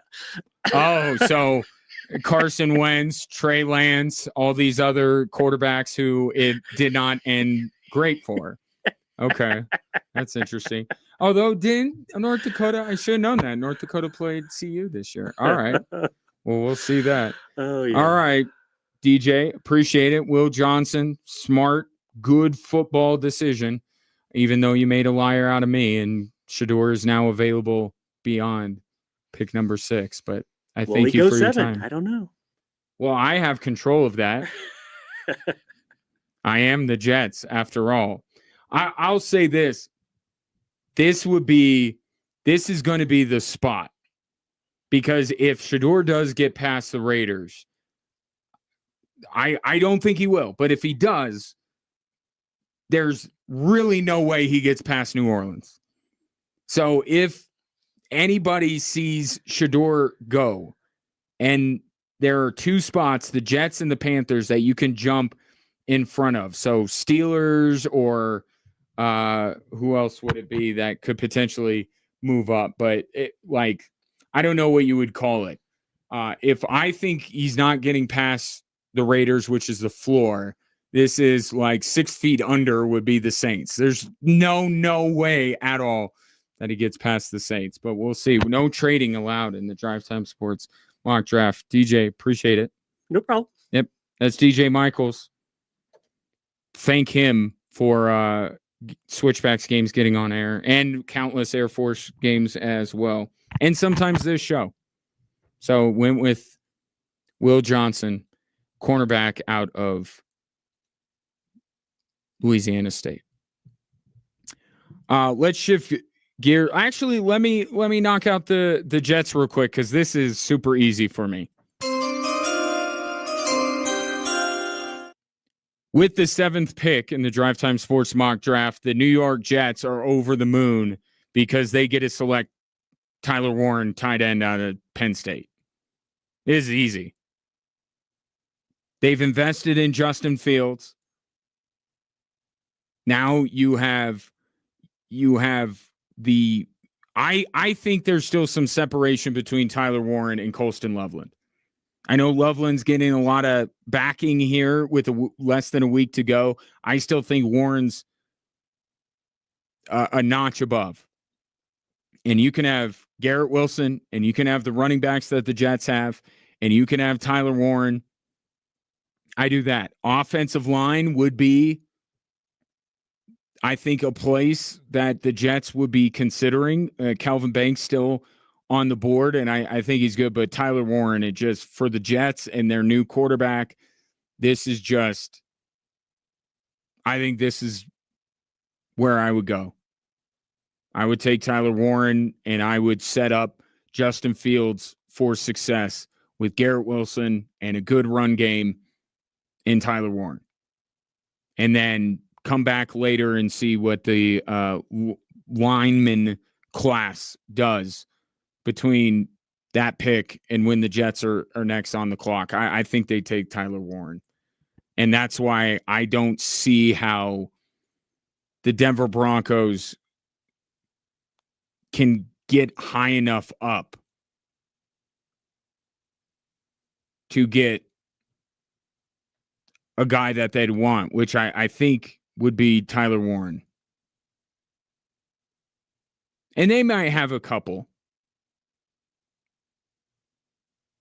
But I think Tyler Warren is certainly one of them. But he's off the board at 7 to the Jets. So no real surprises here. Cam Ward to the Titans, Travis Hunter to the Browns, Abdul Carter to the Giants, Will Campbell to the Pats, Mason Graham to the Jags, Will Johnson to the Raiders, and Tyler Warren to the Jets, which leaves today 4 teams. The Carolina Panthers, the New Orleans Saints. Jason, if you're listening, you texted in the other day, said you want to rep your Saints. That's coming up next hour. JP Black from 98.1 KKFM is going to join me to pick for his Bears. And then we'll get word from Chris Austin, also of that fine classic rock radio station, 98.1 KKFM. He will join me to make the pick for the 49ers to close out day 1 of our Drive Time Sports mock draft. We're going to get to the 3 stories that are driving the show after the top of this hour, but got a text in from Steve. Steve saying, Ryan, do your magic to make sure Avs and Nuggets don't play at the same time. I have failed you. I have failed you greatly because I am powerless to stop this. And I hate it. I absolutely hate it, but it brings up a question we asked last week. If you are partial to both of these teams, where is your focus going to be? Are you two screening it? Are you watching one in its totality and watching the other one? Are you simply keeping, an ear out, an eye out, perhaps on one over the other? I think, look, with Gabriel Landeskog's potential return, given the fact they both, the Nuggets and the Avalanche, won game 1, I think regardless, I think for some people, even if they're fans of both the Nuggets and the Avalanche, and let's say the Nuggets went down 0-1 and game 2 became vital to them. Not to say that they shouldn't win game 2. They should definitely try to. But I think Gabriel Landeskog was always going to tip it in the Avs direction if your affinity for both teams is about equal. Right? The stakes of both, they both took care of business in game 1. To me, Gabriel Landeskog is the tiebreaker. If that dude is stepping back on the ice, that's where most of my attention is going to be. But I just know that there's no way I'm going to be able to avoid finding out what's going on with the Nuggets. I'm not going to be able to watch the whole Avs game and the whole Nuggets game. I'm gonna have to put 2 screens up. And this is first world sports problems, but I'm pretty distraught over the whole thing. It's kind of a big inconvenience for me. But my attention has to be more to the Avs. Has to be. Gabriel Landeskog coming back, chance to go up 2-0 on the road, going back to Denver. There's certainly a lot of intrigue with the Clippers-Nuggets game. But my first choice is Avs, and I'll have to find a... Avs go on the big TV. And Casa de Kaufman has a big old TV.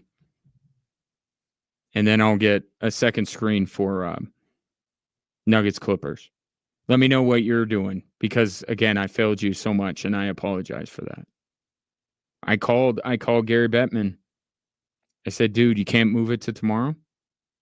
And then I called Adam Silver. I said, you can't move it till tomorrow. We have neither team's playing tomorrow. Why couldn't one of these teams play tomorrow? I know we'd have to wait an extra day.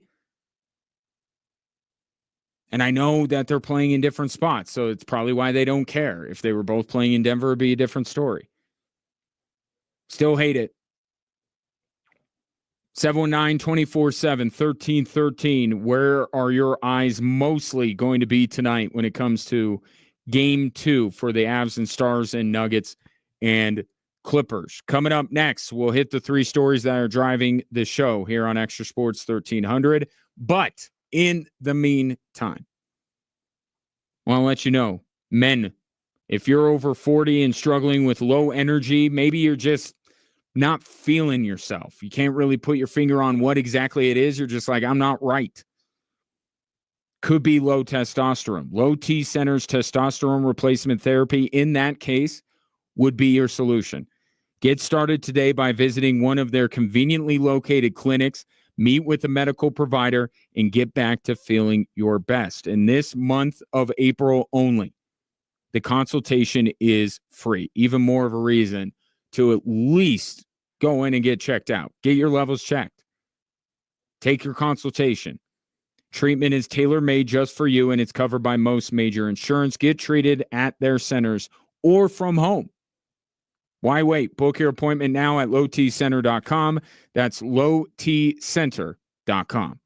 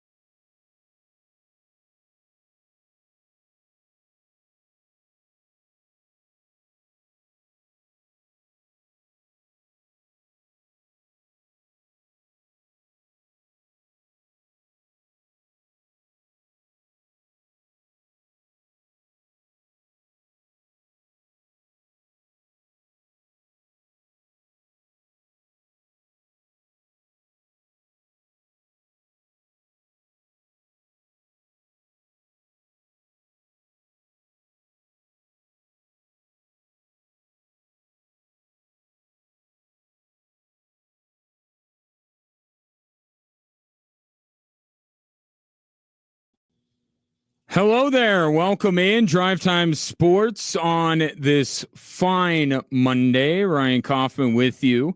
Thanks for tuning in, whether it's on your radio, online at extrasports1300.com, through the Extra Sports 1300 app, or you're watching the show on our social media platforms at Extra Sports 1300. Tonight, Game 2. Avs and Stars. Also Game 2, Nuggets and Clippers. The game you can hear on this station is the Avs game. We will go to any remaining Nuggets Clippers after the Avs come to an end. And it was your classical, difficult decision. But ultimately, we went towards the Avs, and there is one major reason for that, which I will get to as we get to the three stories that are driving the show, which is right now.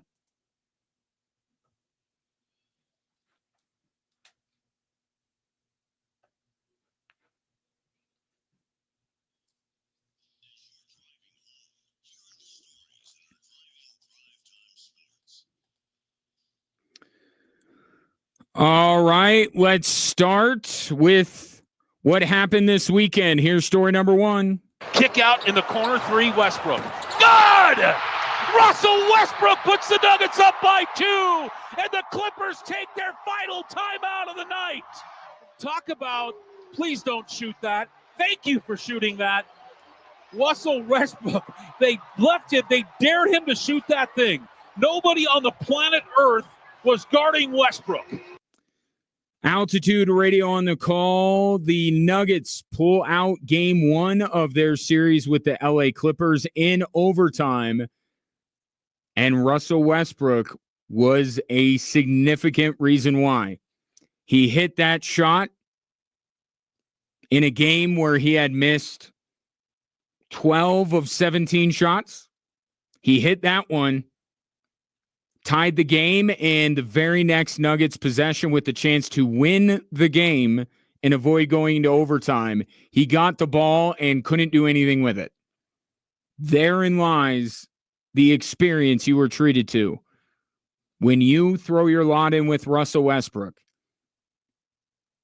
you're going to get it all. And the thing about him is you can't parse out the parts of Russell Westbrook you like. You can't tell him, hey, we want you to just crash the offensive glass, which he did.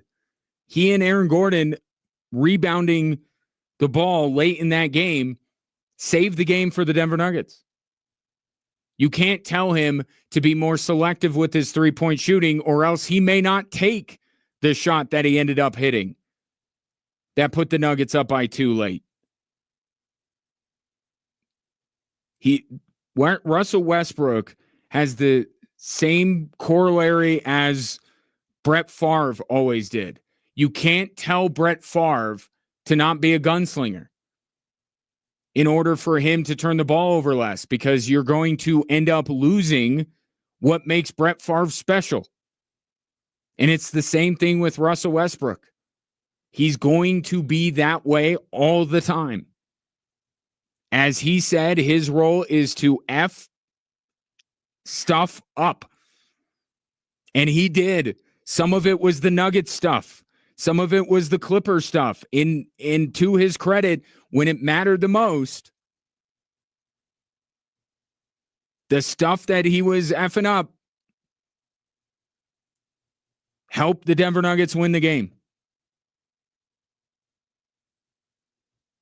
There is no doubt that Russell Westbrook cares as much as anybody on the court, tries as hard as anyone else on the court.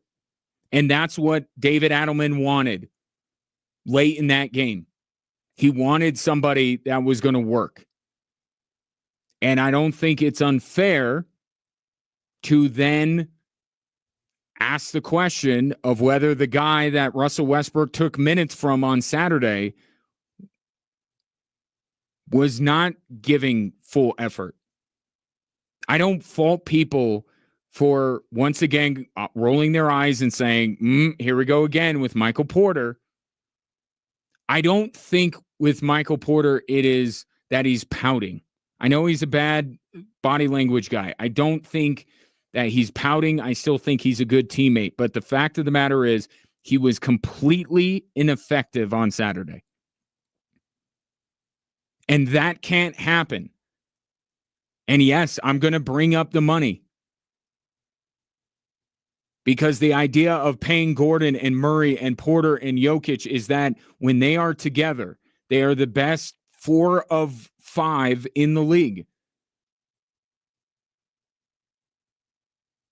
And if you take Michael Porter away from that and you replace him with a guy on the vet minimum or whatever Russell Westbrook is getting paid, you got to ask questions. And we're already starting with game 1. Michael Porter. What's his future? I think immediately for game 2, the biggest question mark becomes, does Porter bounce back? Or is Michael Porter just not going to be an effective player in this series? I would argue that despite the Nuggets winning game 1 without him being effective, they're not winning this series if Michael Porter doesn't do what Michael Porter does best. And it doesn't always have to be shooting threes. It could be rebounding. It could be being a willing defender. And David Adelman wasn't either he wasn't seeing any of that or he wasn't seeing more of it than what Russell Westbrook brought him. And that's one thing that we know about David Adelman. You want to close the game, it is a meritocracy. Be one of the 5 best players on the court. And you can't argue with that. Jokic was Jokic. Aaron Gordon was terrific. Christian Brown did what he does, and that's just make winning basketball plays.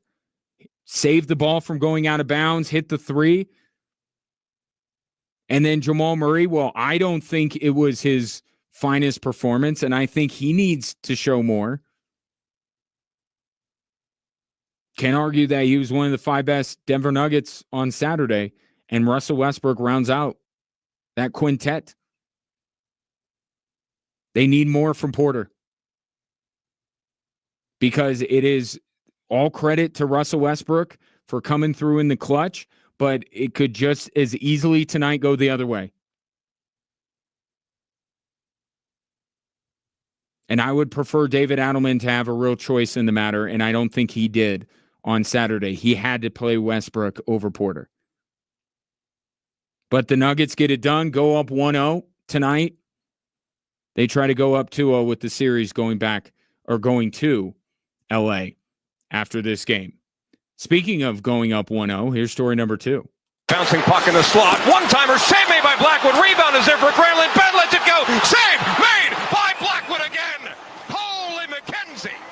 Jamie Benn and Tyler Seguin with 2 glorious chances for the Dallas Stars. And Mackenzie Blackwood with an outstanding stop. Connor McGahee on the Altitude Sports Radio Network, as heard right here on Extra Sports 1300. The Avs do their thing as well in game 1. And I look first at Mackenzie Blackwood as a major reason why the Avs, at the very least, have taken home ice away from Dallas. I thought that the Avs did a terrific job of easing him into the game. Avs came out, tilted the ice their direction, allowed Mackenzie Blackwood to get his legs underneath him, to get settled, all that kind of stuff in his first playoff game. And then with about 10 minutes left in the first period, the Avs turned to Mackenzie Blackwood and said, "We need you here." And he came up big, kept the score at 0-0. In period number 2, he made another save that immediately led to the Arturi Lehkonen go-ahead goal. And there was a chance for Dallas to get back in the game in the third period, and once again, it was Mackenzie Blackwood standing tall. Or I guess he wasn't standing tall because he was slip-sliding all over the place. But Mackenzie Blackwood, one sequence in each of the 3 periods, helped keep the Avs where they were. Saved them in many ways. The opportunities that Dallas got on some of those shots, they could have easily been goals, and the Avs would be trailing at either of those 2 points in the first or the second period, and then third period, it would have made things really dicey. I think Mackenzie Blackwood, you could argue, was the most important player on the Colorado Avalanche on Saturday. And if he's going to be that, then the Avs almost certainly have somebody that, like Darcy Kemper in the Stanley Cup run, is not just keeping the Avs from losing the game, he's helping them win. And they're going to have that. And they got it in game one. Mackenzie Blackwood, to me, was the story. Secondarily, it was the fact that the Colorado Avalanche really dominated the Dallas Stars. They really did. And I was wondering, with Heiskanen being out, no Chris Tanev on that blue line, the way that Dallas had been playing lately, losing 7 straight games, are they even the Dallas team that they were a couple of months ago? And if game one is any indication, no, they're not. Because I saw all night the Avs have little trouble getting out of their own end, save for a couple of times when Mackenzie Blackwood came to the rescue. They got through the neutral zone okay, clean entry into the Dallas end. All night. In fact, if the Avs had been a little bit sharper with their shots, I thought that some of the rust from not playing, some of them 8 days, 9 days, in Nathan McKinnon's case, 11 days, I thought it showed a little bit when they were trying to beat Jake Ottinger, and you got to be pretty precise when you're trying to beat Jake Ottinger. Let's be fair to the goals that scored when the game was still in the balance. I don't know that you can hang those on Jake Ottinger. The Avs were a little bit off in that regard. But if they weren't, that game could have been 5-1 much earlier than the final buzzer. Colorado Avalanche didn't just steal game one. They took it and then they pummeled Dallas. It's got to be night and day tonight for Dallas. You cannot let the Colorado Avalanche, who the one thing that you know about this team is they thrive in time with time and space. You can't give them time and space. And that's absolutely what they had in spades on Saturday.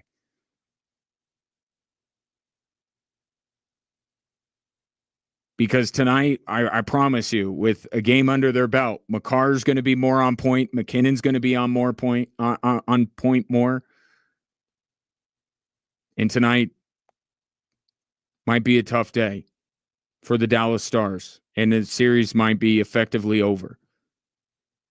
But I think Colorado, with the space that was afforded to them, did exactly what you want them to do. And that's where I give the Avs a lot of credit. They drove the net front. They saw the path open up. They saw the lanes, and they didn't just stop and pull up for a shot from the circle or from the blue line. They got a clear path to Jake Ottinger, and they knew they had to carry it on him. Look at the goals that the Avs scored. Those are case in point when good things happen to you when you go to the net front.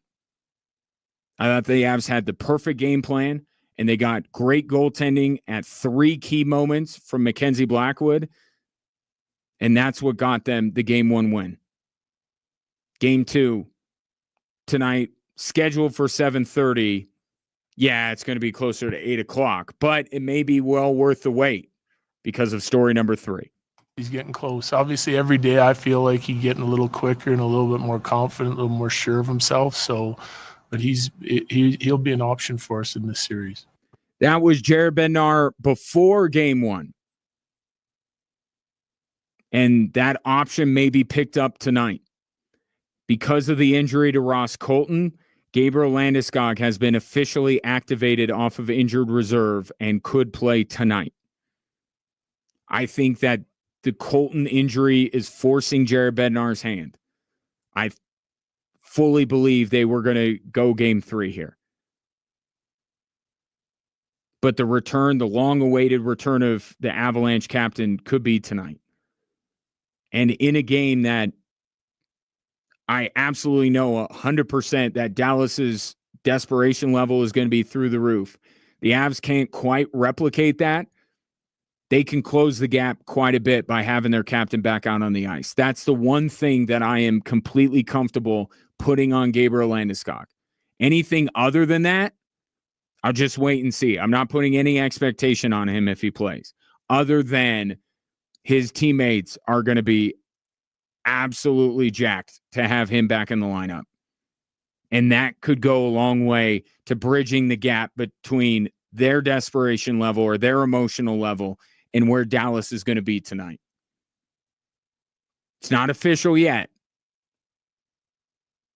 but Gabriel Landeskog, for the first time in 3 years, activated off of injured reserve and is fully available and eligible to play tonight. And boy, when he slot in nicely next to Charlie Coyle and Yoel Kiviranta.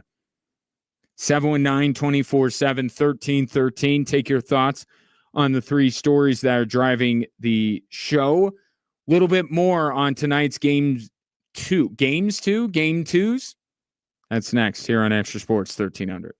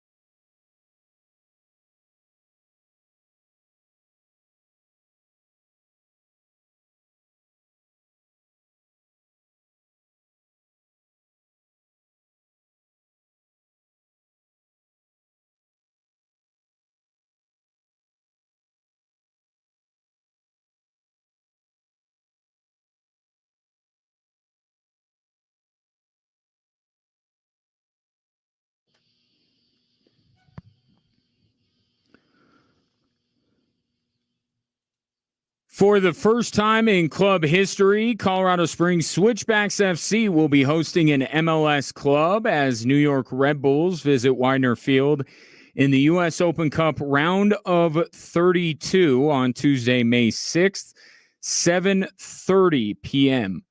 Be a part of history and get your tickets now at switchbacksfc.com. Our first part of our Drive Time Sports mock draft will finish up to close out the show. I am currently on the clock as the representative of the Carolina Panthers. Jason has confirmed he is ready to go with his Saints pick. And then JP Black from 98.1 KKFM is in the hole, getting ready to pick for the Bears. And then Chris Austin from KKFM as well will pick for the 49ers to close out the first part of our draft. Been pretty chalky. We'll see if there are any surprises to close out day one. Now, the Nuggets getting that win against the LA Clippers, obviously massive, because you don't have to look far. Just look at the dire circumstances that Dallas finds themselves in. It's not a death sentence if you lose game one at home, but you better win game two. So the Nuggets got it done. And again, Russell Westbrook over Michael Porter. The difference in I have the net ratings. The net ratings, Russ was a +10. Michael Porter was a -8 in a game that the Nuggets won by 2. So credit to Westbrook in those few moments where they needed him. Credit to David Adelman for continuing to put the 5 best players on the floor to close out games. But I think that the Nuggets need to show more tonight. As fun of a game as that was, as important as a win as that was, it did not move me off of my thought that the Clippers are going to win this series. Because especially early on, you saw exactly the reasons for the LA Clippers, for picking the LA Clippers on full display. Early in that game, the Clippers were getting everything they wanted at the rim. And because of their physicality and their defense, the Denver Nuggets were chucking up 3-pointers. That's not a formula for success. And it wasn't. Now, to the Nuggets' credit, and David Adelman and Nikola Jokic both pointed this out, they accepted. It reminded me a little bit of the Wolves game 1 last year, where the opponent just kind of wanted to punch the Nuggets in the mouth. And I thought they did early. Nuggets did not come out strong, and I thought the Clippers did. But unlike that game 1 against Minnesota last year, it didn't take that long for the Nuggets to fight back a little bit. But can they sustain it? Can they play this kind of basketball for 6 or 7 games? I still wonder about that. Because this is the way that the Clippers play. The Nuggets don't play this way.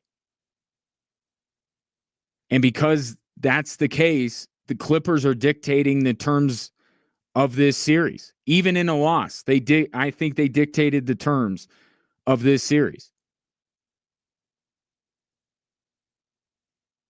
And I still have serious questions about whether the Nuggets can sustain it over the course of an entire series.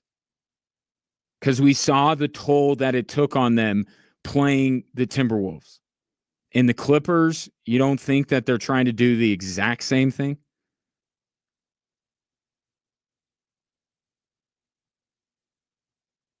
And here's the other part.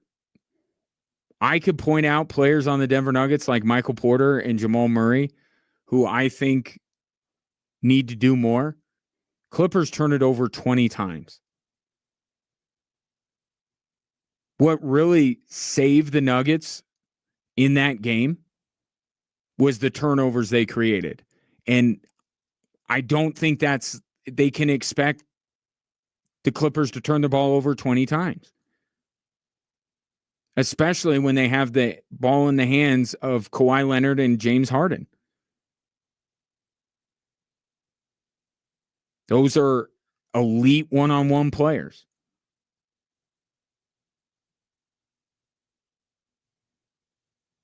And that's been the story all year for the Denver Nuggets. They're not a good defensive team.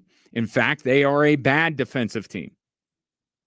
But when they win, it's because they're able to create turnovers. Nikola Jokic keeps them in the game as he did on Saturday from an offensive standpoint. And then defensively, they get a couple of timely steals, a couple other timely stops, and they win the game.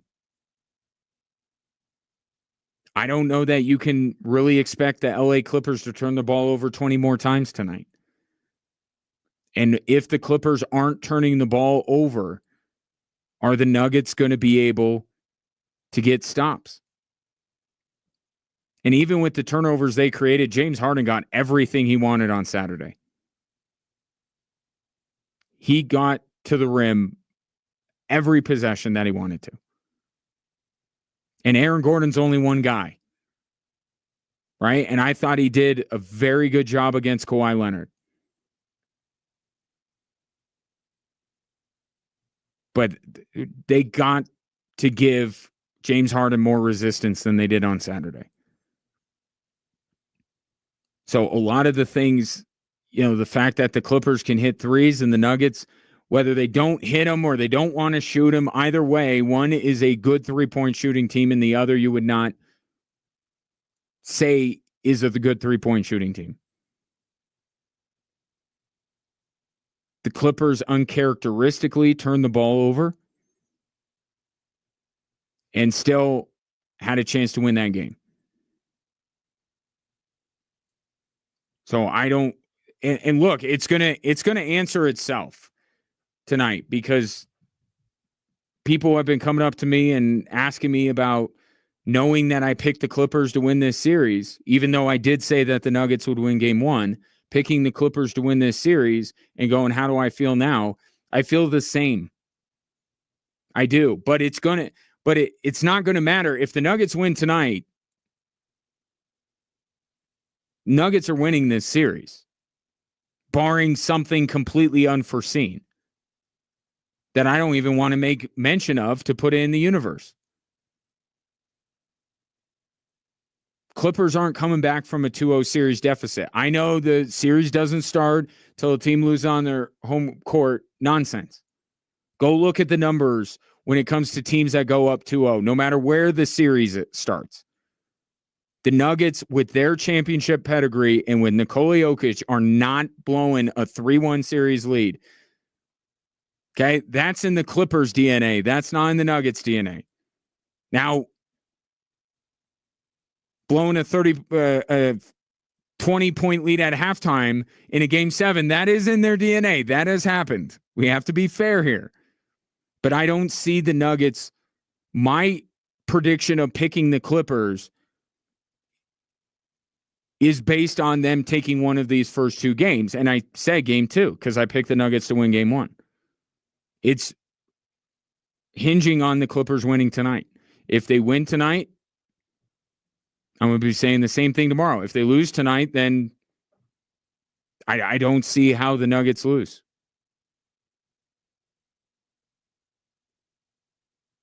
But what happens?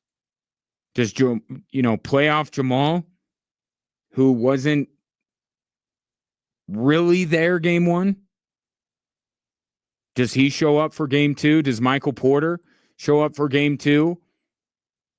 Or do the Clippers cut down on their turnovers? Or both? We'll find out tonight. I'll take the Clippers. I have not been swayed.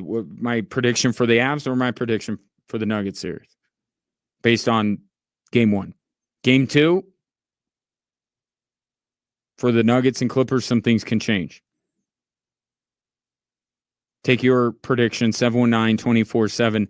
13-13. Coming up next, the last 4 picks of day 1 of our Drive Time Sports mock draft. I am on the clock with the Panthers, Jason with the Saints, JP Black of 98.1 KKFM with the Bears, and Chris Austin of 98.1 KKFM for the Niners. That's next here on Extra Sports 1300.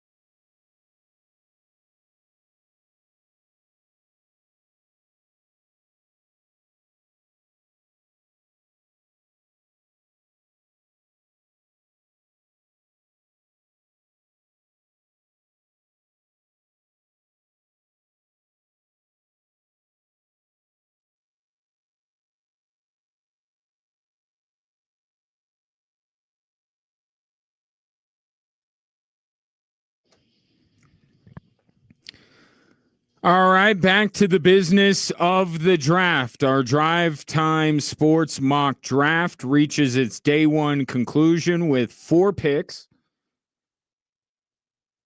all in the NFC. If you're just joining us, it's been pretty chalky so far. Rhett Bryan, Titans game day host on Titans Radio, picked Cam Ward. Jeff Bennett selected Travis Hunter to go to the Browns. Jeff Haber from 98.9 Magic FM was like, give me Abdul Carter. I, representing my good friend Mike Vrabel and the New England Patriots, took Will Campbell.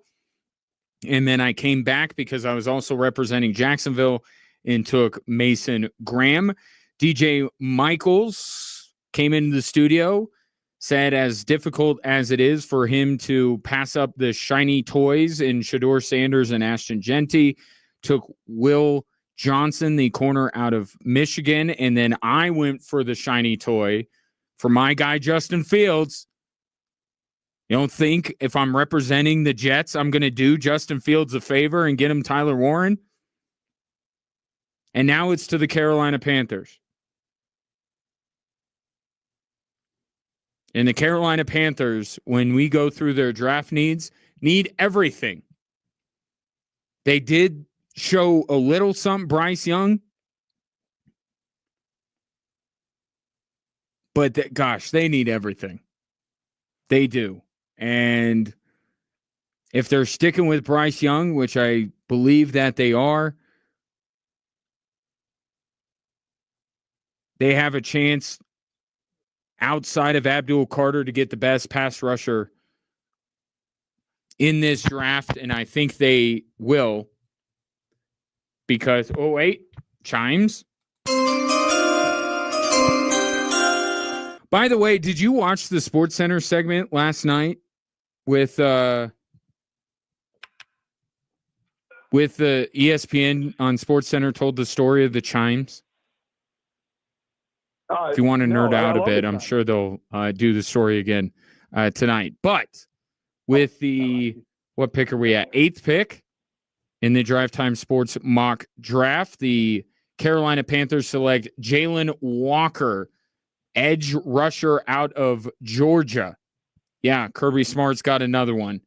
Carolina needs help everywhere, but they got to, if they're serious about Bryce Young, they got to try and stop other teams. And Jalen Carter's not, or Jalen Walker, Jalen Carter, the other Georgia guy. Jalen Walker gives them the best pass rusher in this draft, not named Abdul Carter. Now, we stay in the NFC South and go to the New Orleans Saints. And Jason texted in last week, said, I want to draft for my Saints, and he's going to be able to do so. But I am going to speak on his behalf because he texted in his pick, and his pick is Shedeur Sanders, quarterback out of Colorado. So DJ made a fool of me because I think that Shadeur's not going to get past Vegas, but I said he's really not getting past New Orleans, and Jason thankfully picked me up on that. The New Orleans Saints, another team that is just in a state of disrepair, but you look at it, they have Chris Olave, they have Alvin Kamara. You add in Shedeur Sanders, who to me is going to be able to, if the team does it right, going to be able to help a team do better immediately as opposed to Cam Ward, who I think has a higher ceiling, but it's going to need a little bit of time to develop. The Saints, with the fact that they're kind of locked in, Cam Jordan's like, we're good to go. Okay.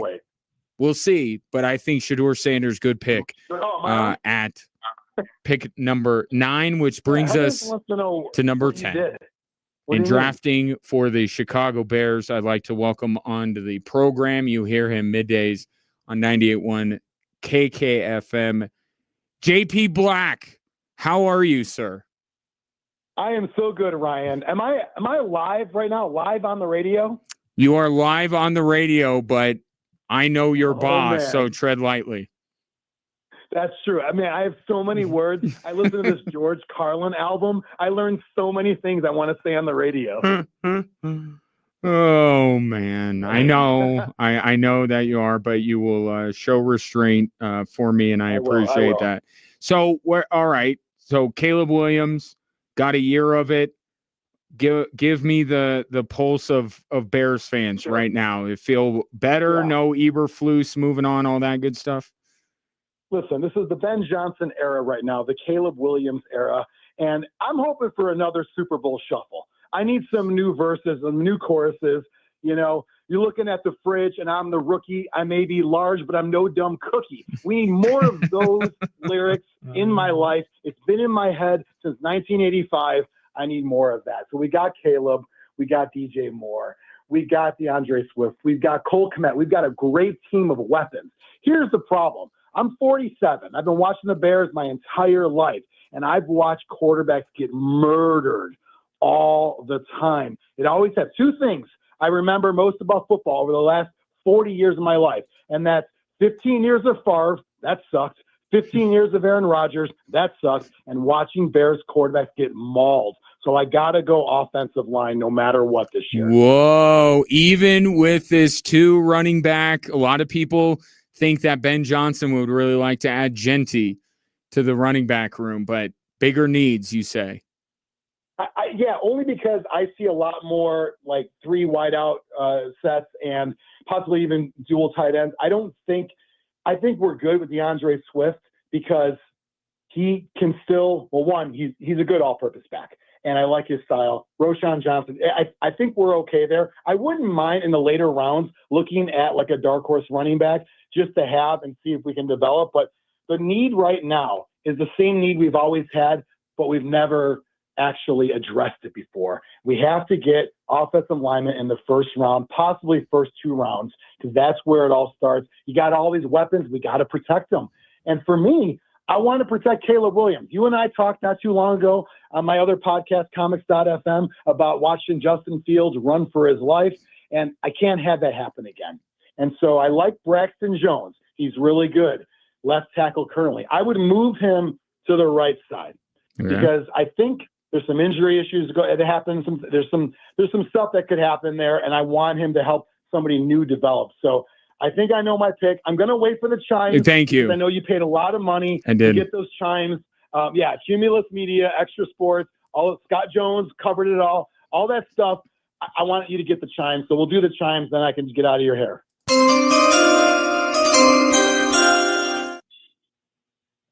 Go ahead. With the 10th pick in the 2025 mock draft hosted by Ryan Kaufman, Extra Sports 1300, where you want sports, you find sports, extra1300.com. The Bears are drafting Armand, am I saying that right? Membu from Missouri. Armand Membu. Yeah, I think you nailed it. Okay. Sometimes I don't know until like I hear an interview with somebody and be like, okay, did they say it right? Or am I going to be the first one to say it wrong? But here's the thing. He's a big dude, very high pass blocking grades in there. I would immediately get him ready to go at left tackle and make him the cornerstone of this Bears future. Hey, I did the Chat GPT thing. I put in, what will the Bears do in the next 15 years? And man, I'm going to be having Super Bowl fake, but still Super Bowl rings on my fingers because I'm thinking 3, 4, 5, definitely dynasty. And you know what? Armand is going to be a big part of that one. All right. Armand Membu, the offensive tackle out of Missouri, goes to the Chicago Bears to protect Caleb Williams. I'm just getting a text from your KKFM cohort, Chris Austin, and he is not pleased with you because you took the guy that he wanted. I actually was going to ask you if you knew he was going to go with. My next thought would be take up as much airtime so he doesn't get a chance. It's all right. I tried to get Chris on the air, but he wouldn't grace us with his presence. So he's texting me. Who's gonna hit the play button on Journey if Chris isn't there? You know what I mean? No, not you. I know that much. When 3 o'clock rolls around, you're it's 5:30, 5 o'clock somewhere, and you're gone. I'll tell you what, Ryan. I'm only doing 10 to 2. I got a sweet gig. 10 to 2, not even 10 to 3. Well, there you go. I don't know how you finagled that, but good on you for doing that. Make sure you hear JP 10-2 on 98.1 KKFM, and do check out the podcast. Does a great job with Comics FM. Why he invited me on, I have no idea, but I appreciate him doing that. Great stuff there with that pod. So definitely check it out. Comics FM for a different side of JP Black. Thanks, buddy. Thank you so much, Ryan. Have a good one. Yeah, you too, buddy. That's JP Black, 98.1 KKFM and Comics FM pod. Now, I think that Chris is listening, so I'll talk slowly just in case you would like to get on and voice your frustration with JP. But I think Chris, I can speak for you. Can I just, I don't think I'm betraying a trust if I just read your text. I will read. Oh no, he's great. He is gracing us with his presence. Chris Austin of 98.1 KKFM. Thank you, sir. I didn't think that I was going to be able to pay your talent fee for joining me, but I appreciate you doing so. I just pressed play on the Journey song. Oh, good. So now I can talk. Good. All right. So let's talk a little Niners, because you are representative of a healthy size fan base in Colorado Springs, as you know. The 7-1 Niners, the 49ers are well represented in Colorado Springs, and I know you don't take that what's the word I want to say, the privilege lightly that you are drafting for the 49ers. So let's talk about 49ers if you got a minute. Do you got a minute? Can we talk a little Niners? I do, yes. Okay. Yep. All right. We're going to pay Brock Purdy era is here. How are you feeling as a 49ers fan? I feel, and I love Brock Purdy. I feel like we're going to overpay Brock Purdy. I would give Brock 45. I think he's going to get 55, which makes it a little harder to keep everybody together. So I think we saw that with Deebo Samuel leaving this year. And but Brock has been great. You can't deny what Brock has done for the 49ers if you're a Niner fan. So I'm on board with it. But it has obviously cost you a couple of players. You know, I don't want to say one man's trash is another man's treasure, but looking at it from the 49ers perspective, with Tufanga as well as Dre Greenlaw, I know that you very much love those two players. Is there some part of you as a 49ers fan that are saying, if you got those players, that would be great, but they weren't those players because they've been injured? Yeah, I mean, that is, when they're healthy, Hufanga and Greenlaw are amazing, but they haven't been healthy, so you don't know. I'm interested to see what Denver got this year. I really am. And if they're healthy, Denver got something great. They're going to be great this year, but you never know in the NFL. You don't. They were not bargain bin, but they were getting a discounted rate on both of those guys. How about, because I've asked a few panelists who have joined me about this. Adam Schefter did report today that the 49ers were one of the teams that were exploring moving back. And I think that makes a lot of sense, given that they have had to lose some of their veterans, like we were just talking about with Hufanga and Dre Greenlaw. As a 49ers fan, trading is not allowed in this draft, but would you like it if John Lynch moved back? I would not mind. I would not mind at all if John Lynch moved back. I think that John Lynch, he's had some really bad picks up high in the draft.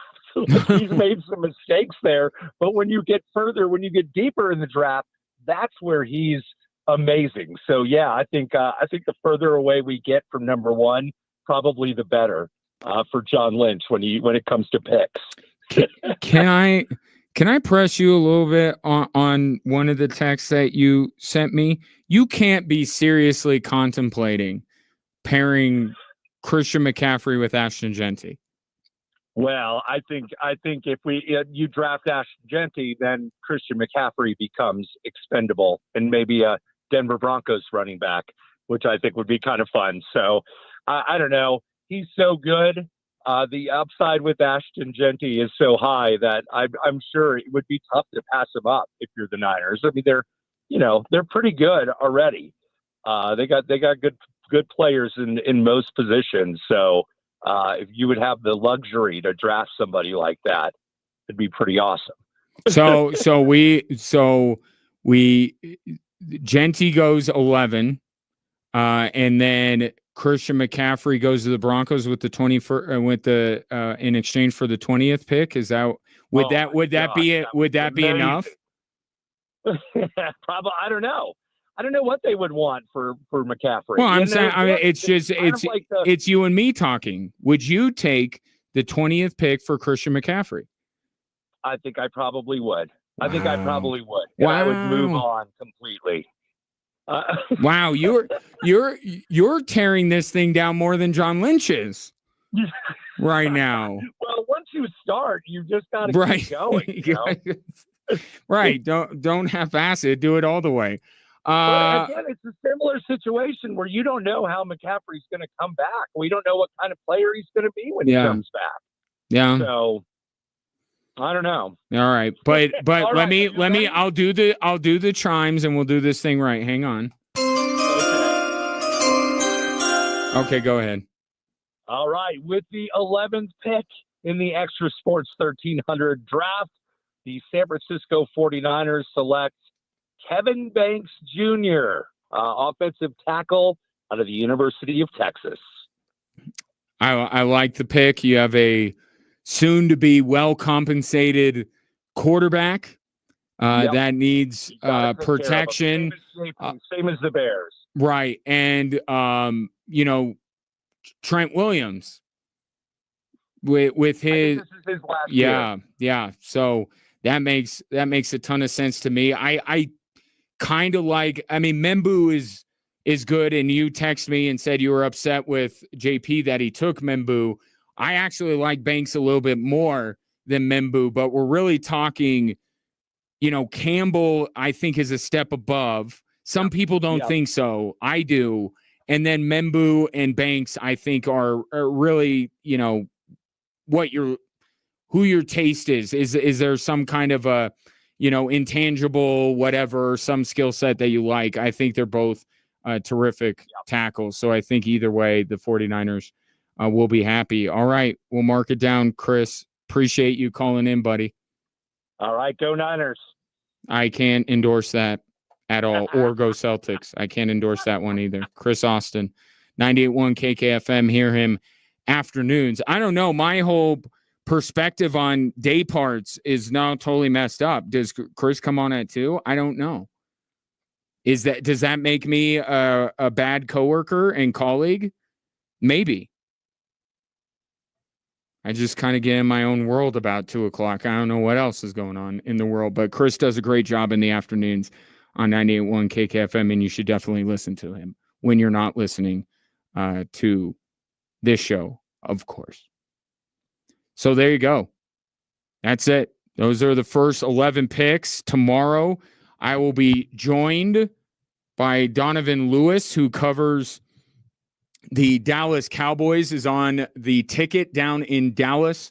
So Ashton Genty sitting right there as we start day 2 tomorrow.